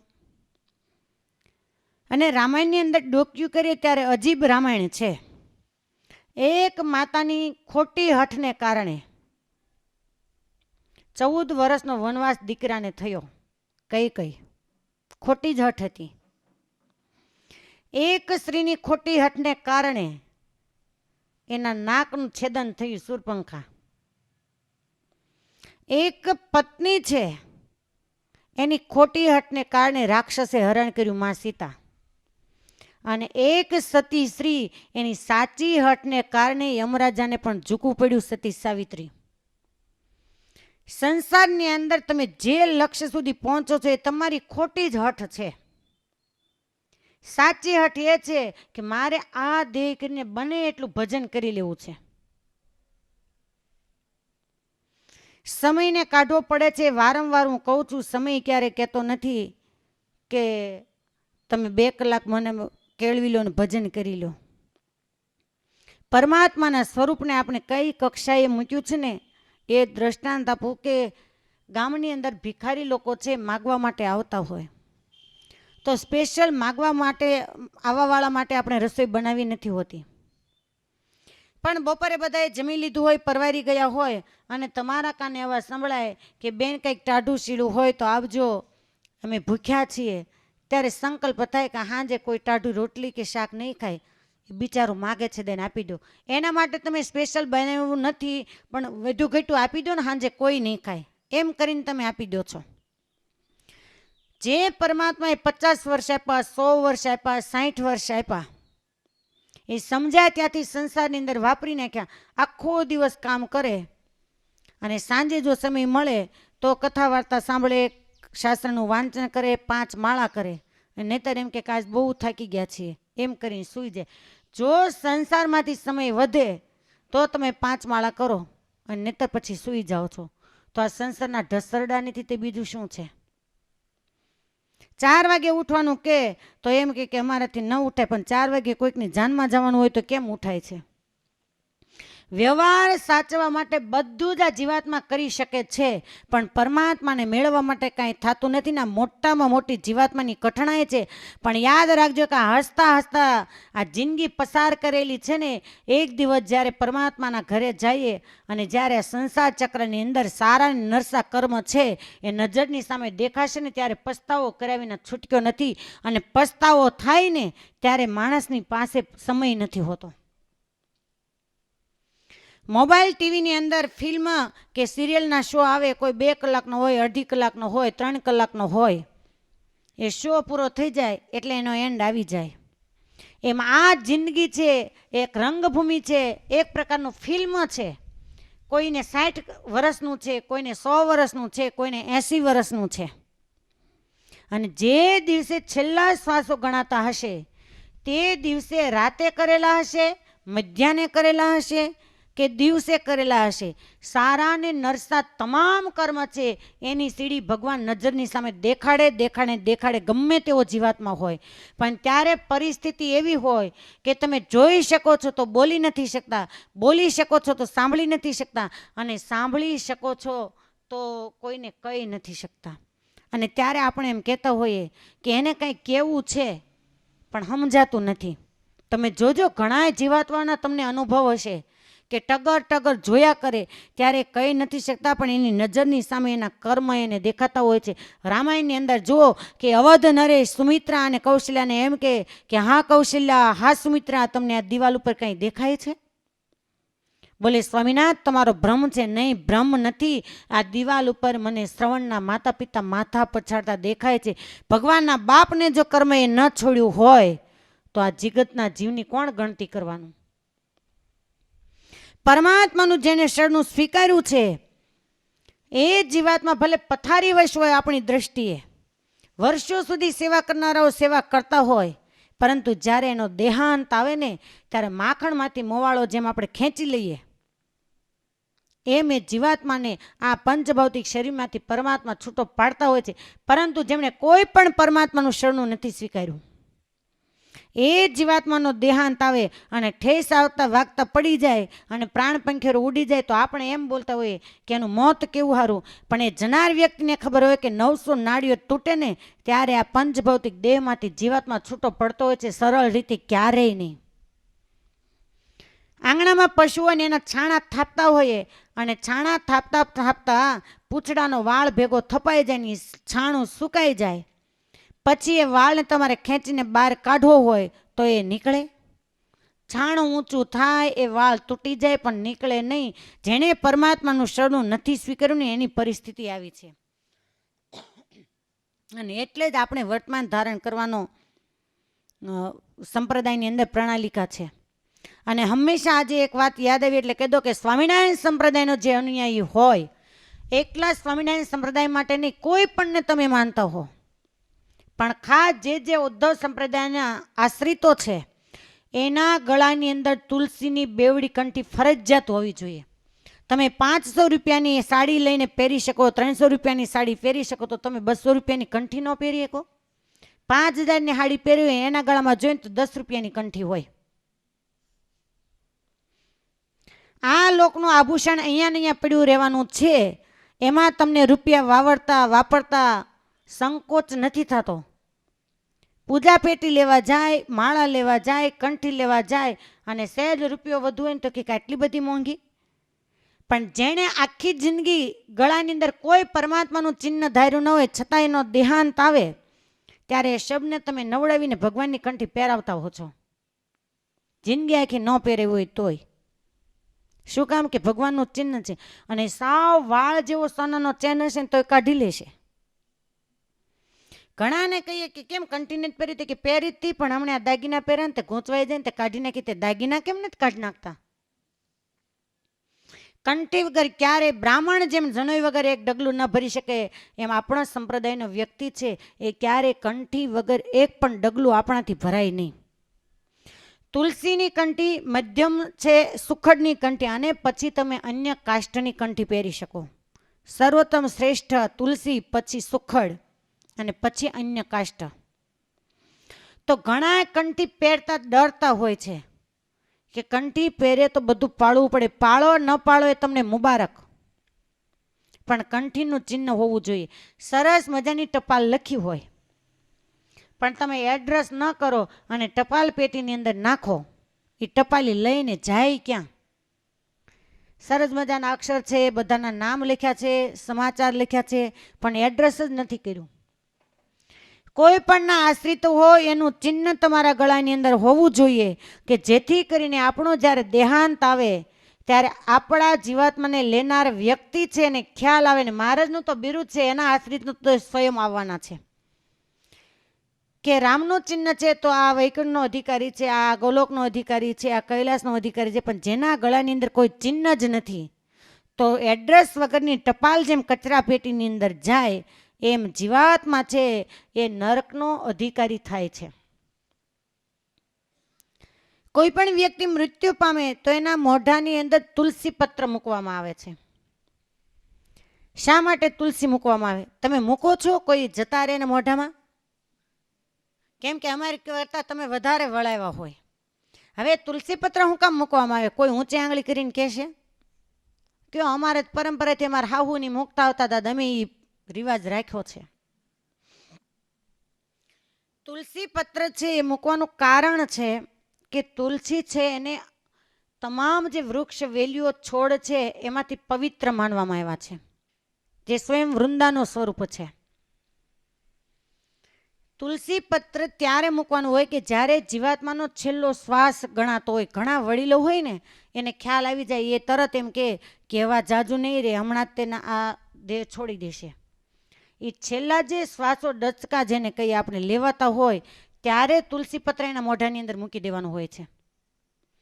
અને હવે પછી ક્યાંય આવું બને કે આ વ્યક્તિ છે એના છેલ્લા શ્વાસો ગણાય છે, એટલે તરત જ ગાયના છાણનું લીપણ દર્ભતલ છાંટી અને એને સાથરા ઉપર મૂકી એ દેહને, અને એના મોઢાની અંદર પ્રસાદીનું જળ અને તુલસી પત્ર મૂકી દેવાનું છેલ્લા શ્વાસે, મૂક્યા પછી નહીં.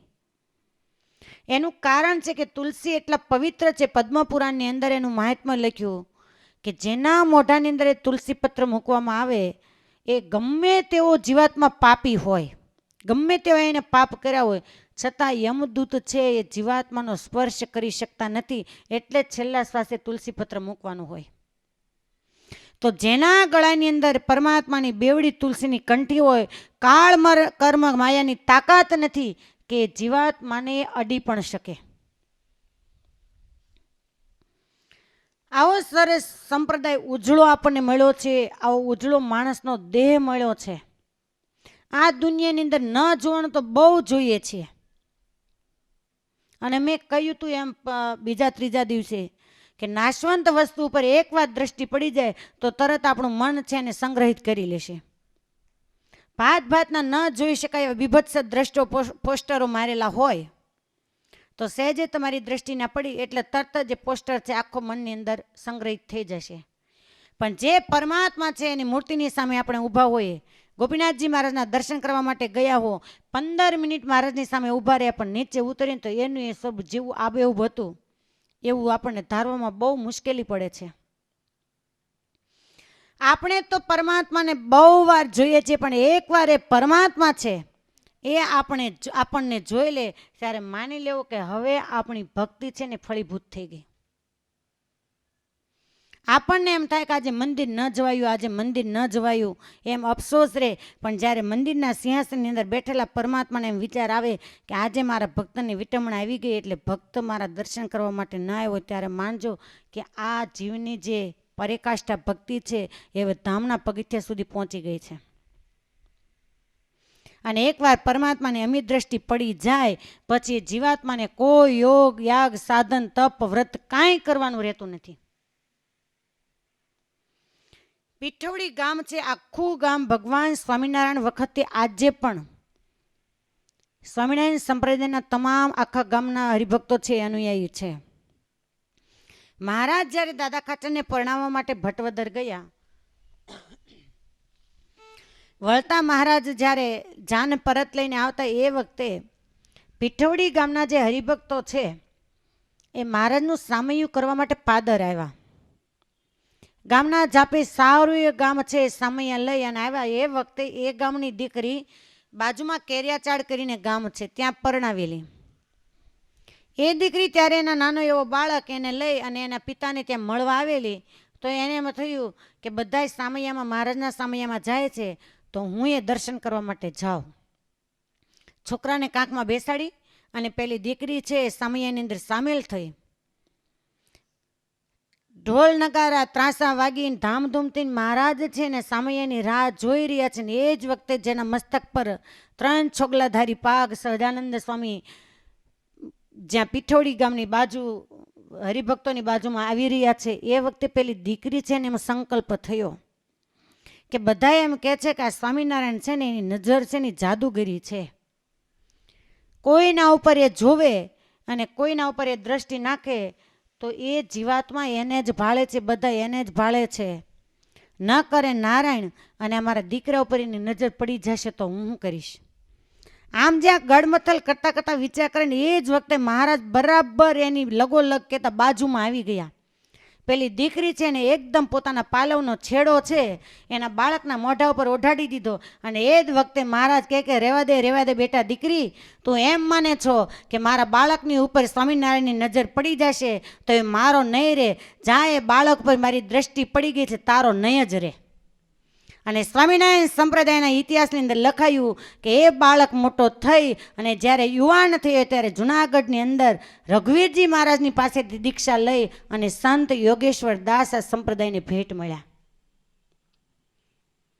અને એટલે જ પ્રેમાનંદ સ્વામી એમ કહે, નેણને જોઈ નેણને જોઈ રે વાલા તારા નેણને જોઈ રહ્યો મારો મનડો મોઈ રે વાલા તારા નેણને જોઈ રે. નેણને જોઈ રે વાલા તારા નેણને જોઈ રે મારું મન રહ્યું મોઈ રે વાલા તારા નેણને જોઈ રે. નેણા ભરીને તમે જેને નિરાખો છો રે, નેણા ભરીને તમે જેને નિરાખો છો રે, તેને નથી કરવો રે તો સાધન કોઈ રે વાલા તારા નેણને જોઈ રે રહ્યો મારો મનડો મોઈ રે વાલા તારા નેણને જોઈ રે. તેને નથી કરવું રે તો સાધન કોઈ રે વાલા તારા નેણને જોઈ રે રહ્યો મારો મનડો મોઈ રે વાલા તારા નેણને. એકવાર પરમાત્મા છે એને કામણકારી નજર જો પડી જાય તો એને ક્યારેય આ જગતની નજર લાગતી નથી. મહાન ભાગ્યશાળી છીએ કે આપણે એ પરમાત્માના પડછાયાની અંદર બેઠા છીએ. અવતારના અવતારી પુરુષોત્તમ નારાયણ છે એના સ્વરૂપની આપણને પહેચાન થઈ છે. અને પહેલાં પણ મેં કહ્યું હતું કે ઊંધા માથે તપ કરે યોગ સાધના સાધતા સાધતા રાફડા થઈ જાય છતાં પણ એના ચરણારવિંદનું દર્શન ન થાય અને એ જ પ્રગટ પુરુષોત્તમ નારાયણની પાવન પગલીઓ જે ધરા ઉપર પડી હોય, એ ગઢપુરની ધરણીના કેટલા મોટા ભાગ્ય હશે.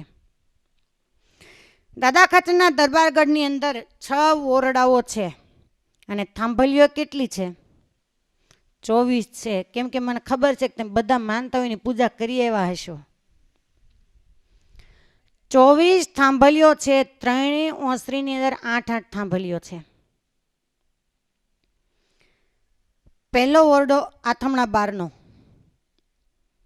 એ જ્યારે મહારાજે કરાવ્યો ત્યારે આથમણા બારનો જે ઓરડો છે એ મહારાજે દાદા ખાચરના બેન લાડુબા છે એને આપેલો અને એના બાજુનો જે ઓરડો છે એ મોટાબાને આપેલો. બહુ થોડુંક આંટી ઘૂંટી વાળું આવશે. એ બે ઓરડા છે બંને બહેનોને આપ્યા અને એ વખતે મહારાજે બંને ઓરડા છે એનું વાસ્તુ પૂજન કરાવ્યું. જ્યારે પહેલા ઓરડા છે એનું વાસ્તુ પૂજન કર્યું અને મહારાજ છે મધ્યસ્થ બિરાજમાન થયા. એકદમ આખો ઓરડો તેજથી ભરાઈ ગયો. 500 પરમહંસો હરિભક્તો દૂર સભાની અંદર મોટીબા, લાડુબા, રાજભાઈ આદિ શ્રી ભક્તો બેઠા છે અને તેજના ઉજ્જવળ પુંજની વચ્ચે બરાબર જેવું અક્ષરધામની અંદર મહારાજે એમને દર્શન આપ્યું અને વચન આપ્યું. એ ઓરડાની અંદર મહારાજ કે કોઈ દર્શન કરે તો એને સૂર્યનારાયણનું ધામ કહેતા હિરણ્ય ગર્ભ ભગવાનના ધામનું ફળ મળશે. હવે જે ઉગમણા બારના 2 ઓરડા છે. આથમણા બારનો પહેલો ઓરડો લાડુબાનો, બાજુનો ઓરડો મોટાબાનો, પછી ઉત્તરાદાબાનો પહેલો ઓરડો છે એ વાસુદેવ નારાયણનું મંદિર અને બાજુનો ઓરડો અમારો ઓરડો છે એ દાદા ખાચરનો ઓરડો. હવે ઉગમણા બારના ઓરડા છે એમાં ગોપીનાથજી મહારાજના મંદિર સાઈડનો જે બીજો અમારો ઓરડો જ્યાં સેવા પૂજા કરીએ એ સૂર્યપ્રભા એમનો ઓરડો હતો અને આ બાજુનો અક્ષરઓરડી બાજુનો ઓરડો છે એ મોટીબાનો. એ પાછો મોટીબાનો કેમ? તો જ્યારે રાજબાઈ છે સત્સંગની અંદર આવ્યા, ઘોઘરાળા સાસરે પરણાવેલા અને એના પતિને જ્યારે સિંહણ રૂપે દેખાયા અને ત્યારે એની વેલ છે પાછી વાળી કે તમારે ક્યાં જવું છે? બોલે મને ગઢપુરની અંદર મૂકી જાઓ. આ બાજુ મહારાજ લીમતરુ નીચે સભા કરીને બેઠેલા અને દાદા ખાચરને પૂછ્યું કે દાદા તાર કેટલા બહેનો? હવે જેના ઘરે રાત્રિ દિવસ રહેતા હોય એને ખબર ન હોય કેટલા બહેનો છે. તો સામે દાદા ખાચર પણ એવા ભક્ત કે એક પ્રશ્ન ન કર્યો મહારાજ તમને ખબર નથી કેટલા બહેનો છે? દાદા ખાચર કહે છે કે મહારાજ મારે 4 બહેનો. બોલે દાદા કદાચ તારે 5 બહેન હોય તો તું કઈ રીતે રાખ? દાદા ખાચર કહે છે કે મહારાજ મારે જો કદાચ 5 બહેનો હોય ને તો જેમાં 4 બહેનોને રાખું છું એમ જ હું 5ને રાખું. થોડીક વાર થઈને તો પાછો મહારાજે પ્રશ્ન કર્યો કે હે દાદા તાર કેટલા બહેનો? એમ 3 વાર જ્યારે મહારાજે પૂછ્યું 3 વાર દાદા ખાચરે એમ જ જવાબ આપ્યો કે મહારાજ 5 બહેનો હોય તો હું 5ને સમાનપણે જ રાખું. અને રાજબાઈની વેલ આવી. મહારાજ કહે છે કે દાદા આજથી આ ધર્મના 5મા બહેન તમારા છે. અને દાદા ખાચરને આપણે એટલે યાદ કરીએ કે લાડુબા મોટાબાના 2 ઓરડા એમને રાજબાઈને આપી દીધા. પોતાના 2 બહેનો છે. હવે એને તો જે ઉગમણા બારનો પહેલો અક્ષરઓરડી બાજુનો ઓરડો એ મોટીબાને આપ્યો ને સૂર્યપ્રભાવાળો ઓરડો છે એ લાડુબાઈને આપ્યો. અક્ષરઓરડી બાજુનો ઓરડો છે એમાં જ્યારે મહારાજે વાસ્તુ પૂજન કર્યું ત્યારે બાજુનો જે અમે સેવા પૂજા કરીએ 2 ઓરડા વચ્ચે બારી છે. ત્યાં શ્રી ભક્તો બેઠા હતા અને એ વખતે એ ઓરડાની અંદર મહારાજે તેજની અંદર વૈકુંઠ ધામ છે એના દર્શન કર્યા લક્ષ્મીનારાયણ દેવના. અને મોટાબાઈ એને બધાએ જોયું. એ વખતે સૂર્યપ્રભા છે થોડા મોડા આવ્યા. અરે સૂર્યપ્રભા છે એમને દર્શન થયું ત્યારે સૂર્યપ્રભાએ બધાને વાત કરી અમરીબાઈ અમુલાબાઈને બધાને કે મને આવું દર્શન થાય. ત્યારે કહે કે તમને ભ્રમ હશે. સૂર્યપ્રભા કહે છે કે નહીં મને તો વૈકુંઠના દર્શન થયા અને લક્ષ્મીનારાયણ દેવના દર્શન થયા. અને ત્યારે મહારાજે તમામ શ્રી ભક્ત છે એને સંશય ટાળવા માટે એ ઓરડામાં વૈકુંઠ ધામના દર્શન કરાવી. મહારાજ કહે કે આ ઓરડાનું કોઈ દર્શન કરે એને વૈકુંઠ ધામના દર્શનનું ફળ મળશે. સૂર્યપ્રભાવાળો જે બાજુનો ઓરડો એમાં મહારાજે વાસ્તુ પૂજન કરી અને બરાબર ફાગણ સુદ પૂર્ણિમાનો એ દિવસ તે દિવસે મહારાજે ત્યાં રંગક્રીડા કરાવી અને એ ધામની અંદર બદ્રિકાશ્રમ ધામ અને નરનારાયણ દેવ રૂપે દર્શન આપ્યું. એટલે એ ઓરડાના કોઈ દર્શન કરે તો એને બદ્રિકાશ્રમ ધામના દર્શનનું ફળ મળે છે. બધા ધામોનો સમાવેશ ભગવાન સ્વામિનારાયણે દાદા ખાચરના દરબાર ગઢની અંદર કરી દીધો છે. ત્રણેય ઓસરીઓ છે, ત્રણેય ઓસરીની અંદર જે 8-8 થાંભલીઓ છે, દસકાઓ પહેલા જે ગઢપુર મંદિરના સંતો એની પંક્તિ કાયમ દાદા ખાચરના દરબારગઢની અંદર થાય. સંતો જમવા માટે આવે, ઠાકોરજી જમાડીને જતા રહે, એટલે રોજે અમારે લીપણ કહેતા અબોટ કરવાનો. બધા સાંખ્યોગી બહેનો છે અબોટ કરે. એટલે ફૈબાના મોઢેથી આ વાત અમે સાંભળેલી છે. ઘણીવાર કોઈ એમ કે એનું પ્રમાણ શું? અમુક વાતોના પ્રમાણો નથી હોતા. આજે ખબર નહીં કે મીડિયાના સાધન એટલે બધા એમ કે આ ક્યાં સાબિતી છે. તો આજ સુધી તમારા ઘરના આંગણે કોઈ બાળકનો જન્મ થાય એટલે એકવાર એને એમ કહી દે કે આ તારા પિતા છે. પછી કેમ કુટુંબ પરિવાર કે ગામના એમ નથી કહેતા કે આ એનો પિતા છે? એનું પ્રમાણ શું? એના પિતા છે તો છે. એમ જે ચરિત્ર મહારાજે કર્યા છે એ કદાચ લખાયા ન લખાય, પણ એ સત્ય છે, એ છે, એને કોઈ મિથ્યા કરનાર નથી. તો ફૈબા એમ વાત કરતા કે જ્યારે અમે લીપણ કરીએ એટલે ત્યારે 11 સાંખ્યોગી બહેનો હતા, આજે 100 ઉપર છીએ. તો એ થાંભલી છે એ કાષ્ઠની છે. રોજે લીપણ થાય એટલે સહેજ લીપણ કરી એટલે થાંભલી ભીની થવાની, પાણીવાળી થવાની, અને જેટલું લાકડું છે એ ભીનું થાય એટલે એને આયુષ્ય ઘટે, સડવાની શક્યતા રહે. એટલે બધાએ વિચાર કર્યો કે આ થાંભલીને મશીન દ્વારા નીચે ઊંચી કરી નીચે એક એક પથ્થર મૂકી દે તો પથ્થર છે એ ભીનો થાય તો વાંધો ન આવે, અને આને આયુષ્ય છે જળવાઈ રહે અને સલામતી રહે. એટલે મંદિરના મહંત જે પદે જે સંતો હશે એ આવ્યા, મશીન લાવવામાં આવ્યું, અને જ્યાં થાંભલી છે ઉત્તરાદા બારની ઓસરીમાં એને ઊંચી કરવામાં આવી મશીન દ્વારા. તો સિંહ ગર્જના કરે એવો અવાજ આવ્યો. એટલે ચારે બાજુ બધા જોવા માંડ્યા કે અવાજ ક્યાંથી આવે છે. એટલે જોયું તો કોઈને કશું કાંઈ દેખાયું નહીં. એટલે અનુમાન કર્યું કે કંઈક આપણને એવું સંભળાવ્યું, કંઈક બહાર દૂર કંઈક એવો અવાજ આવ્યો હશે. એટલે ફરી થાંભલીને ઊંચી કરી તો ફરી એવો જ અવાજ આવ્યો. વળી ચારે બાજુ બધા જુએ તો કોઈને કશું દેખાતું નથી. પણ એ વખતે એક પાર્ષદ હતા જેમણે હજી સંત દીક્ષા લીધી નહોતી. એ પાર્ષદને 24 થાંભલીની અંદર 24 અવતારોના દર્શન થયા. એ 24 અવતારોએ પાર્ષદને એમ કહ્યું કે તમે અમને જડ માનો છો, પણ અમે જડ નથી, અમે ચૈતન્ય રૂપે આ સ્તંભની અંદર નિવાસ કરીને રહ્યા છીએ. પાર્ષદે આ રીતે વાત કરી તો બધા મૂંઝાયા કે હવે શું કરવું.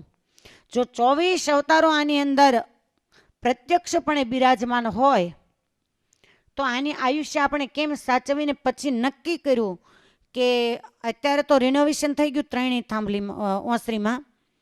એની પહેલાં જે સફેદ કલરનો આરસ લગાવેલો હતો એને ગોળ રાઉન્ડની અંદર પથ્થરને કટિંગ કરીને સામાસામી ફિટ કર્યા હતા એ આખી ઓસરી ત્રણેય ઓસરીની ધારોને, અને પથ્થર સામાસામે ફિટિંગ કરી દીધા ફોલ્ડિંગથી, એટલે આયુષ્ય એની જળવાઈ રહે. અને આ જે 24 અવતારના પહેલાં પાર્ષદને દર્શન થયા એના પહેલાં મહારાજ જ્યારે આ પૃથ્વી પર પ્રગટ હતા, અને મધ્યના 13મા વચનામૃતની અંદર મહારાજ એમ કહે કે આ ગઢડું શહેર ગામ કાંઈ અમને દેખાતું નથી, પણ આ તો દાદા ખાચરનો દરબારગઢ છે, એ અક્ષરધામનું મધ્ય છે. અક્ષરધામનો એક ટુકડો એટલે દાદા ખાચરનો દરબારગઢ. ત્યારે સુરા ખાચર, સ્વરૂપાનંદ સ્વામી બધા બેઠેલા, એટલે એમ સંશય થાય કે અક્ષરધામની અંદર તો બધું દિવ્ય હોય, સુવર્ણનું હોય, એના દાદા ખાચરનો દરબારગઢ તો ગાર માટીનો છે, તો મહારાજ દાદા ખાચરના દરબારગઢને અક્ષરધામની તુલનામાં કેમ આપતા હશે? આ સંશય સ્વરૂપાનંદ સ્વામીને થયેલો, અને સંશય ટાળવા માટે સત્સંગનો પ્રચલિત પ્રસંગ, સ્વરૂપાનંદ સ્વામીને એકદમ જ્વર, એવો કાળો તાવ આવ્યો કે પીડા સહન ન થાય. અને સામર્થ્યવાન સંતો એમણે તાવ છે એને લઈ અને ગોદડીની અંદર મૂકી દીધું. ગોદડી આખી ઊંચી નીચી થાય અને મહારાજ આવેલા. જ્યારે ગોદડીમાં નહોતો મૂક્યો એ વખતે મહારાજ ખબર જોવા માટે આવ્યા, ત્યારે સ્વરૂપાનંદ સ્વામીને મહારાજે મલિયાગર ચંદન લઈ અને અર્ચા કરી, છતાં પણ તાવ છે એ હટ્યો નહીં.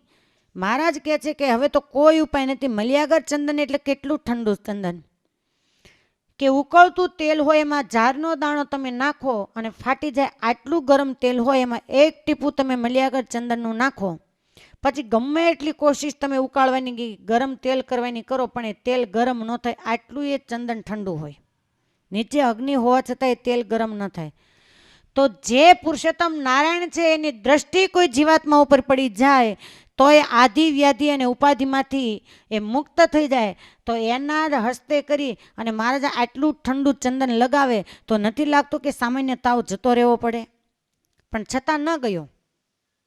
અને જ્યારે ગોદડીમાં મૂક્યો ત્યારે મહારાજ કહે કે સાધુરામાં ગોદડી કેમ ઊંચી નીચી થાય? બોલે મહારાજ તાવની પીડા સહન નથી થતી એટલે મેં તાવ છે ગોદડીમાં મૂક્યો. મહારાજ કે પાછો લઈ લે ને તો જન્મ મરણ માથે નાખીશ. સ્વરૂપાનંદ સ્વામી બે હાથ જોડે કે મહારાજ જન્મ મરણના ચક્રમાં તો આવવું જ નથી, પણ કંઈક કૃપા કરો. ત્યારે મહારાજ કહે છે કે એક ઉપાય છે કે દાદા ખાચરનો દરબારગઢ છે ને એનું તમે ધ્યાન કરો, એટલે તમારો જે જ્વર છે એની પીડામાંથી તમે મુક્ત થશો. અને તરત જ સ્વરૂપાનંદ સ્વામી છે એને ક્યારે ઘણીવાર આપણે કેટલા ઉપાય કરી ચૂક્યા હોઈએ અને છતાં મેળ આવતો ન હોય. અને પછી કોઈ વ્યક્તિ એમ કે આમ કરો ત્યારે એમ થાય કે આટલા ભેગું આટલું કરવામાં શું વાંધો છે. સ્વરૂપાનંદ સ્વામી જ્યાં વાંસ, વળિયો, નળિયાઈ, લીંબતરું, નાટ, મોભ આદિકનું ધ્યાન કરવા લાગ્યા. જેમ જેમ સ્વામી ધ્યાન કરવા માંડ્યા એમ એમ જે જ્વર તાવ હતો એની પીડા છે ઓછી થવા માંડી. અને જ્યારે સ્વરૂપાનંદ સ્વામીએ ધ્યાન કર્યું એ ગાર માટીના નળિયા, એ દિવાલો, એ ઓરડા એ દેખાતું બંધ થયું અને આખો દરબારગઢ છે એ સ્વામીને દિવ્ય સ્વરૂપે દેખાવા લાગ્યો. અને ત્યારે સ્વરૂપાનંદ સ્વામીની આ થાંભલીઓની અંદર 24 અવતારના દર્શન થયા હતા. એટલે આજે કેટલાય લોકો એ થાંભલીઓની પૂજા કરે છે. અત્યારે તો ખાસ બે માનતા હોય, ગમે એ પૂજા કરતા ને અમે પૂછીએ કે શેના માટે પૂજા, તો એક તો વીજા માટે અને એક ચાંદલા માટે. કેમ કે આજની પેઢીને હવે ભારતમાં રહેવું નથી, એને વિદેશમાં જવું છે. ત્યાં ભલે ઊંધા માથે કોઈકની ગુલામી કરે, અહીંયા પોતાના ઘરે નોકર ચાકરો હોય ન્યાય કોઈકના નોકર થવા માટે જાય છે. અહીંયા સોફા ઉપર નોકરો પાણીના ગ્લાસ આપતા હોય ને વિદેશની અંદર પોતે નોકર થઈને પાણીના ગ્લાસ આપે. પણ વિદેશ જવું એટલે જવું. એટલે આના માટે માનતાઓ થતી હોય છે. તો આ કોઈ આપણને મળ્યું એ સામાન્ય નથી, અગાધ એનો મહિમા છે. અને એટલે નિષ્કળાનંદ સ્વામી પુરુષોત્તમ પ્રકાશની અંદર એનું વર્ણન કર્યું. ધન્ય ધન્યયો તમ દરબાર રે જીયા પોતે રહ્યા કરી પ્યાર રે. ધન્ય ધન્યયો તમ દરબાર રે જીયા પોતે રહ્યા કરી પ્યાર રે. તમારે બધાને ગાવાનું. રમ્યા ભમ્યા જમ્યા જીયા નાથ રે જમ્યા મહામોક્ષ નો જ્યાં સાથ રે. ધન્યાયો રડા ધન્યાયો શરીરે જીયા બેઠા હરી સભા ભરી રે. ધ્યાન કરજો આપણે ગઢડાની અંદર બેઠા છીએ. જીયા બેઠા હરી સભા ભરી રે. પિયે દર્શન પથોએ પર બ્રહ્મ રે જેને નેતિ નેતિ એની ગમ રે. હા ભૂમિકાના મોટા ભાગ્ય રે નથી જાણ જોએ કયા લાગ્ય રે. હા ભૂમિકાના મોટા ભાગ્ય રે નથી જાણ જોએ કયા લાગ્ય રે. વાળી ચોકાવાળી શુભ ખાણું રે શ્વેત વૈકુંઠ સમ સહુ જાણું રે. સોય અગ્ર સમાનય વની રે વર્ણ સ્પર્શે નથી પાવની રે. સોય અગ્ર સમાનય વની રે વર્ણ સ્પર્શે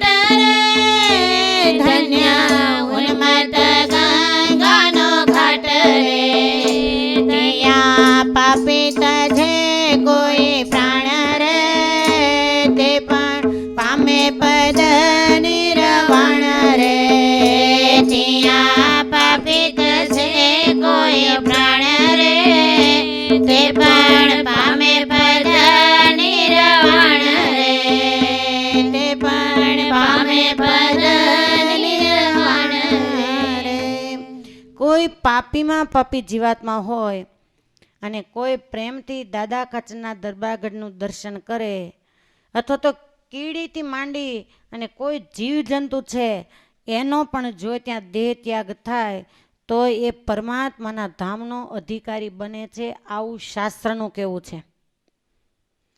વૈરાગ્યનું સ્વરૂપ જેને કહી શકાય અને વૈરાગ્યની મૂર્તિ એવું બિરુદ જેને મળ્યું હોય એ નિષ્કુળાનંદ સ્વામી છે. એના વચન ક્યારેય અસત્ય ન થાય. પુરુષોત્તમ પ્રકાશ એવો ગ્રંથ છે કે જેને ભગવાન સ્વામિનારાયણ છે એના સ્વરૂપને પૂરેપૂરું પચાવ્યું હોય ને ત્યારે આ પુરુષોત્તમ પ્રકાશ છે ને એનું પાચન થાય. બાકી પરમાત્માના સ્વરૂપને ઓળખવામાં પણ અપચો થઈ જતો હોય છે. જ્યાં જ્યાં મહારાજ વિચર્યા છે, જ્યાં જ્યાં મહારાજ ફર્યા છે, મેં કહ્યું હતું એમ કે પંચ તિથિનું કોઈ ઓછું મહાત્મ્ય નથી. જેને ભગવાનના દીકરાઓ કહેવાતા હોય એ જો ઉઘાડા પગે ફરતા હોય એ દર્શન માટે, તો એ ભૂમિના કેટલા મોટા ભાગ્ય હશે, એ કેટલી પવિત્ર હશે.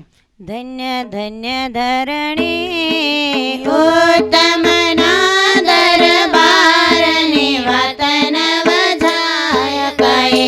ધન્ય ધન્ય ધરણી ઉત્તમના દરબારની વાત નવ જાય કહે. અતિ મુક્તિ રૂપ ચરણ કમળ અંકિત જ્યાં રજ પ્રસરી રહે.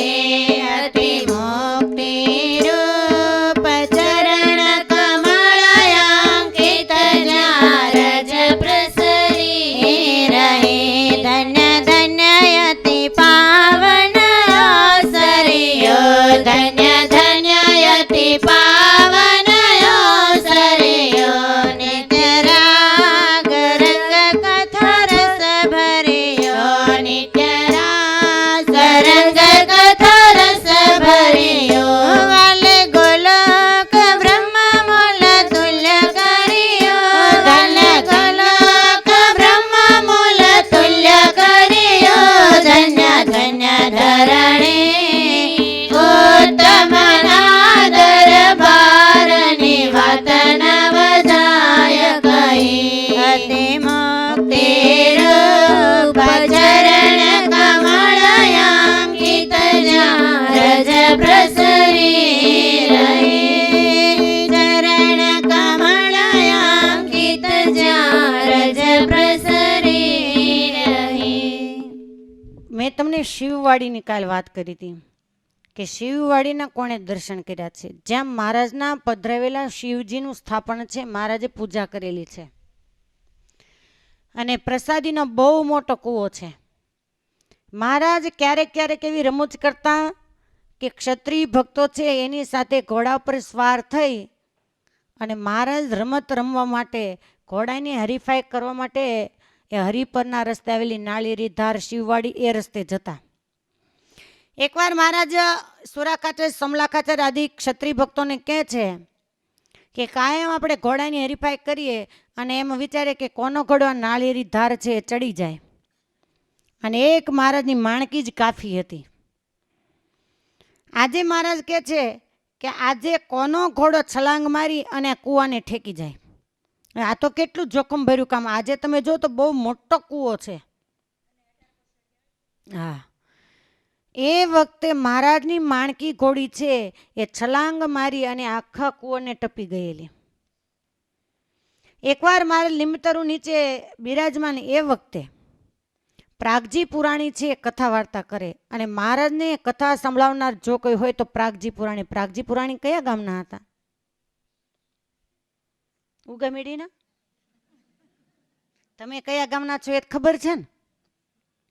પિયરે ક્યાં છે એ ભૂલી ગયા છો કે? કયો ને મળીને આવ્યા, ઠેલા ભરીને ગયા હતા અને કેટલાય આવ્યા હશે. પ્રાગજી પુરાણી છે એ ભુજના હતા. સાવ નાના એવા બાલ્ય અવસ્થા હજી હતી અને મહારાજ ભુજ ગયેલા. પિતાનું છત્ર નહોતું કે તમ માતા છે વિધવા હતા અને જ્યારે ભૂદેવ છે એનું તેજ હંમેશા લલાટની અંદર હોય, ક્ષત્રિયનું બળ ભુજાની અંદર હોય. એ મહારાજે લલાટ વાંચ્યું એટલે ભવિષ્ય જોતા મહારાજે એને માતા છે ને એમ કહ્યું કે માં તમારા દીકરાને અમે લઈ જઈએ.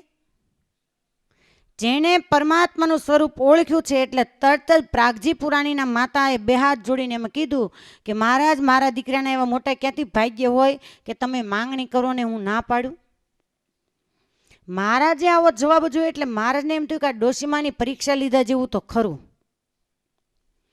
એટલે ડોશીમાને કહે છે કે તમારી વૃદ્ધાવસ્થા થશે ત્યારે તમારું પાલન પોષણ કોણ કરશે? તમારા આધારરૂપ તમારે દીકરો છે, પતિનું છત્ર નથી. ત્યારે ડોશીમા કહે છે કે મહારાજ, જેનું શરણું સ્વીકાર્યું એને ચિંતા, મારે શું ચિંતા? હું જો પુરુષોત્તમ નારાયણને મારા દીકરાનું કાંડું સોંપી દઉં તો હે પ્રભુ, આ સંસારની ખાટી છાશ મેં પીધી તો એને શા માટે પાવ? આનું નામ સાચા માતા પિતા કહેવાય. આજે આ ઉજ્જવળ સંપ્રદાય છે એનું કારણ છે કેટલા એવા કોટી કોટી વંદન કરવાનું મન થાય કે જેમણે હસતા મોઢે દીકરાઓ અને દીકરીઓના દાન દીધા હોય. હેલી વાતું નથી. ઘણી જગ્યાએ અમે જઈએ પધરામણીની અંદર તો માનો કે થોડુંક મગજ અસ્થિર હોય ને એવો બાળક હોય ને તો એમ કે બેન આશીર્વાદ આપણ કે સાધુ થઈ જાય. હું પાંજરાપોળ છે તે તમને કમાઈને ન આપે એવી વ્યક્તિનો તમને ભરોસો ન હોય, એને સાધુ લઈ જાય. કમાતો હોય, સારું ભણતો હોય ને એની સાધુ એની માંગણી કરે તો કે એ તો કમાઈને દેવો છે, એ તો અમારો કંધોતર છે, એને ન અપાય. તો કેટલા કેટલા એવા ઇતિહાસો છે કે એ શિરવાણી અને ગીગા ધાધલ તમે વિચાર કરો કે બે આંખે અંધાપો છે, દીકરીને પરણાવેલા પણ વિધવા થતા ક્ષત્રિય ધર્મ પ્રમાણે દીકરી પછી પિયરમાં રહેતા, સસરાના ઘરે નહોતા રહેતા. અને એકનો એક યુવાન દીકરો જ્યારે યુવાનીના ઉંમરે પહોંચ્યો, રાત્રિનો મધ્ય સુમાર, અને મહારાજની માણકી છે એ ગીગા ધાધલના ઊંચા પડથારના ઓરડા, બે માણકીના પગ છે એ પડથાર ઉપર છે, બે પગ નીચે છે, અને ઓસરીની ધારે ગીગા ધાધલ છે એ સૂતેલા. તેજના અંબાર થયા, આંખે અંધાપો હોવા છતાં જેને અંતરાત્માના દ્વાર ખુલ્લા છે, દ્રષ્ટિ ખુલ્લી છે. એ વખતે મહારાજ કહે છે કે ભક્તરાજ, અને મહારાજનો મીઠો મધુરો અવાજ કર્ણપટ થતા ગીગા ધાધલે બે હાથ જોડ્યા કે મહારાજ તમે? હા દરબાર, અમે એક વાત કહેવા માટે આવ્યા છીએ. બોલે મહારાજ શું? તમારા દીકરો છે એની આયુષ્ય પૂરી થઈ છે તો તમે કહેતા હો તો તમારા દીકરાને ધામમાં તેડી જઈને. ત્યારે ગીગા ધાધલ કહે છે કે મહારાજ, એવી કૃપા તો ક્યાંથી આ જીવાત્મા ઉપર તમે કરો કે મારા દીકરાને તમે તેડી જાઓ. મહારાજ રાજી ખુશીથી તેડી જાઓ.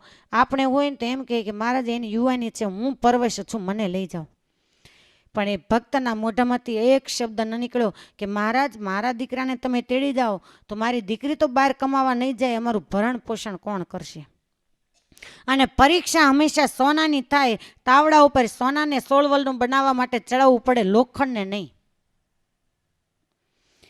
મહારાજ કહે છે કે પણ તમારો દીકરો હા પાડે તો અમે તેડી જઈને. જેનો બાપ આવો હોય એના દીકરામાં કોઈ ખામી ન હોય. મહારાજે એ જ રાત્રિના સુમારે ગીગા ધાધલ છે એમની રજા મળતા એમના દીકરાની પાસે જઈને કહે છે કે તમારી આયુષ્ય પૂરી થઈ છે, જો તમારી ઈચ્છા હોય તો તમને અમે ધામમાં તેડી જઈએ. ત્યારે બે હાથ જોડી દીકરો કહે છે કે મહારાજ, મારા એવા ક્યાંથી ભાગ્ય હોય કે સંસારની ખાટી છાશું પીધા પહેલાં તમે મને અમૃત પાવ છો?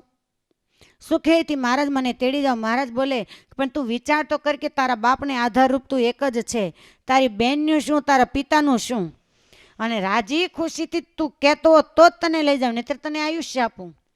ત્યારે પેલો દીકરો કહે છે કે મહારાજ, જે 3 ચોગલાધારી પાઘવાળા સહજાનંદ સ્વામી એનું દર્શન ઋષિમુનિઓને પણ દુર્લભ હોય, અને એ જો આજે મને લેવા આવતા હોય તો મારે કોઈની ચિંતા કરવાની જરૂર નથી. મહારાજ, ચિંતા તો તમને છે, તમે તમારા આશ્રિતોના પ્રારબ્ધ માગી લીધા છે. અને તેડી ગયા. તેડાઈને થોડા દિવસ થયા, તરત જ મહારાજે પાછા અર્ધરાત્રિના સુમારે ગીગા ધાધલને દર્શન આપ્યા. બોલે દરબાર, તમારી દીકરીની આયુષ્ય પૂરી થઈ ગઈ છે. ગીગા ધાધલ કહે છે કે મારા કાંઈ વાંધો નહીં, આપ સુખેથી મારી દીકરીને તેડી જાઓ. દરબાર, તમારા રોટલા કોણ ઘડશે? ત્યારે ક્ષત્રિય ભક્ત બોલ્યા કે મહારાજ, કુકડા અને પક્ષીઓ આદિ છે એને કાંઈ સંગ્રહ નથી કર્યો, છતાં પણ એને ઈશ્વર છે ભૂખ્યો નથી રાખતો. તો હું તો માણસ છું, મારી ચિંતા તમે છોડો. જેને ઈશ્વર છે કણ આપતા હોય તો જીવ જંતુને કણ આપતા હોય તો મહારાજ, મારું ભરણ પોષણ ગમે તે રીતે થાય, આપ સુખેથી મારી દીકરીને તેડી જાઓ. ને તેડી પણ ગયા. પણ તેડી ગયા પછી પુરુષોત્તમ નારાયણ છે વિહવળ બની ગયા કે મારા ભક્તની કસોટી મેં સારધાર કરી, પણ એને કસોટીની આ સારધાર પાર ઉતર્યા, હવે એની ચિંતા મને છે. અને તરત જ બોટાદની અંદર શિવલાલ શેઠ છે અને મહારાજે દર્શન આપ્યું કે શિવલાલ ગીગા દાદલ છે એના દીકરી અને દીકરાને બંનેને હું ધામમાં તેડી ગયો છું, સેવા ચાકરી કરનાર કોઈ નથી, માણસો રાખ્યા ને એનું વર્ષાસન જે જોઈએ એ તો બાંધીએ. અને શિવલાલ શેઠ છે એને જિંદગી પર્યંત ગીગા દાદલ છે એની સેવા ચાકરી કરી. કોઈ વ્યક્તિ એમ માને કે નહીં, અને ઘણી જગ્યાએ અમે લાઠીની પાસે પીપરિયા ગામ છે, ત્યાં માનું ત્યાં સુધી 8-9 વર્ષથી અમે ગયા હતા. દર વર્ષે જઈએ પણ 8-9 વર્ષ પહેલાં તો એક હરિભાઈ પધરામણી કરીએ ગામડાની અંદર, એટલે બેનને ત્યાં અમે પધરામણીમાં ગયા તો ત્યાં બહુ સત્સંગ નહોતો, ઘરની અંદર સ્વામિનારાયણ ભગવાનનો ફોટોય નહોતો, મૂર્તિ નહોતી, પણ દિવાલ ઉપર એક ફોટો હતો અને ફોટામાં 18-19 વર્ષનો યુવાનને કપાળની અંદર ભડકાદાર તિલક ચાંદલો ને એકદમ આમ જાણે મોઢા ઉપર મુખાકૃતિ પર તેજ ન હોય એવો તેજસ્વી બાળક. તો બાજુમાં બેઠેલા આપણને ખબર ન હોય કોનો ફોટો, એટલે ડાયરેક્ટ પૂછવું પણ કેમ, એટલે અમે જે પધરામણીમાં બેન લઈ ગયા એને પૂછ્યું કે આ ફોટો કોનો છે એમ. ત્યાં એમણે વાત કરી કે આ જે બેન પધરામણીમાં લેવા છે એમને કોઈ સંતાન નહોતું, પણ આ ફોટો એના ભાઈનો છે.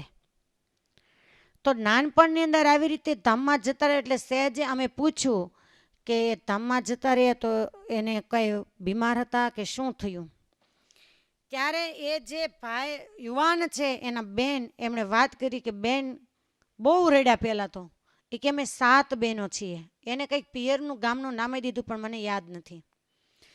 7 બહેનો પછી અમારા ભાઈનો જન્મ હતો. પિતાને ત્યાં સ્વામિનારાયણ ભગવાન કોણ એ ખબર નથી, પણ સુરત ગુરુકુળની અંદર એ બાળકને એડમિશન લઈ અને ભણવા માટે દાખલ કર્યો. 10માની પરીક્ષા આપી, મુમુક્ષ જીવ હશે એને વૈરાગ્ય થયો. વૈરાગ્ય થયો એટલે બાળકે એના માતા પિતાને વાત કરી કે મારે સાધુ થઈ જવું છે. આજે 2 દીકરા હોય તો એ હા પાડનારા નથી, તો 7 દીકરીઓ ઉપર જે બાળકનો જન્મ થયો હોય ને એમાંય સત્સંગી ન હોય તો કેવી રીતે હા પાડે. એટલે ના પાડી કે નહીં, સાધુ તો નહીં જ થવા દઈએ. છોકરાએ બહુ હઠ કરી વેકેશનમાં કે તમે ગમે તેમ કરો, હું સંસારમાં પડવાનો નથી, મને તમે રજા આપો, મારે સાધુ થવું છે. તો છેલ્લે છોકરો છે એને ગુરુકુળમાંથી ઉઠાડી લીધો કે ત્યાં તું ભણતો ત્યારે તું આ હઠ પકડીને બેઠો છે, પણ કુદરત જ્યારે એનો ક્રમ બદલે ત્યારે આખી દુનિયાના લોકો તમારી પાસે ઊભા હોય તો કુદરતના ક્રમની અંદર તમે કોઈ પણ વસ્તુ છે એને મિથ્યા ન કરી શકો. એ બાળકને એવો હૃદયનો પ્રોબ્લેમ થયો તો સુરત હોસ્પિટલની અંદર એને દાખલ કરવામાં આવ્યો. એટલે ડૉક્ટરે એમ કહ્યું કે હૃદયનું ઓપરેશન કરવું પડશે, પણ અમે જવાબદારી ન લઈએ, તમે બધા સહી કરી દો. બાળક બચે પણ ખરા અને ન પણ બચે. હવે શું કરે, ત્યાં તો ગમે એમ કરીને તમારે સાઈન કરવી જ પડે. બધાએ સાઈન કરી દીધી. બાળક છે એનું હૃદય આખું ખોલી નાખ્યું. પણ આશ્ચર્ય એ, આ વર્ષોની વાતો નથી, હજી આ હું તમને હમણાંની વાત કરું છું. બાળકના હૃદયમાંથી સ્વામિનારાયણ સ્વામિનારાયણ સ્વામિનારાયણ એમ શબ્દ નીકળે. આખું હૃદય ખોલ્યું, એમાં મગના દાણા જેટલો માંસની પેશી એની અંદર આપણો જીવાત્મા હોય છે.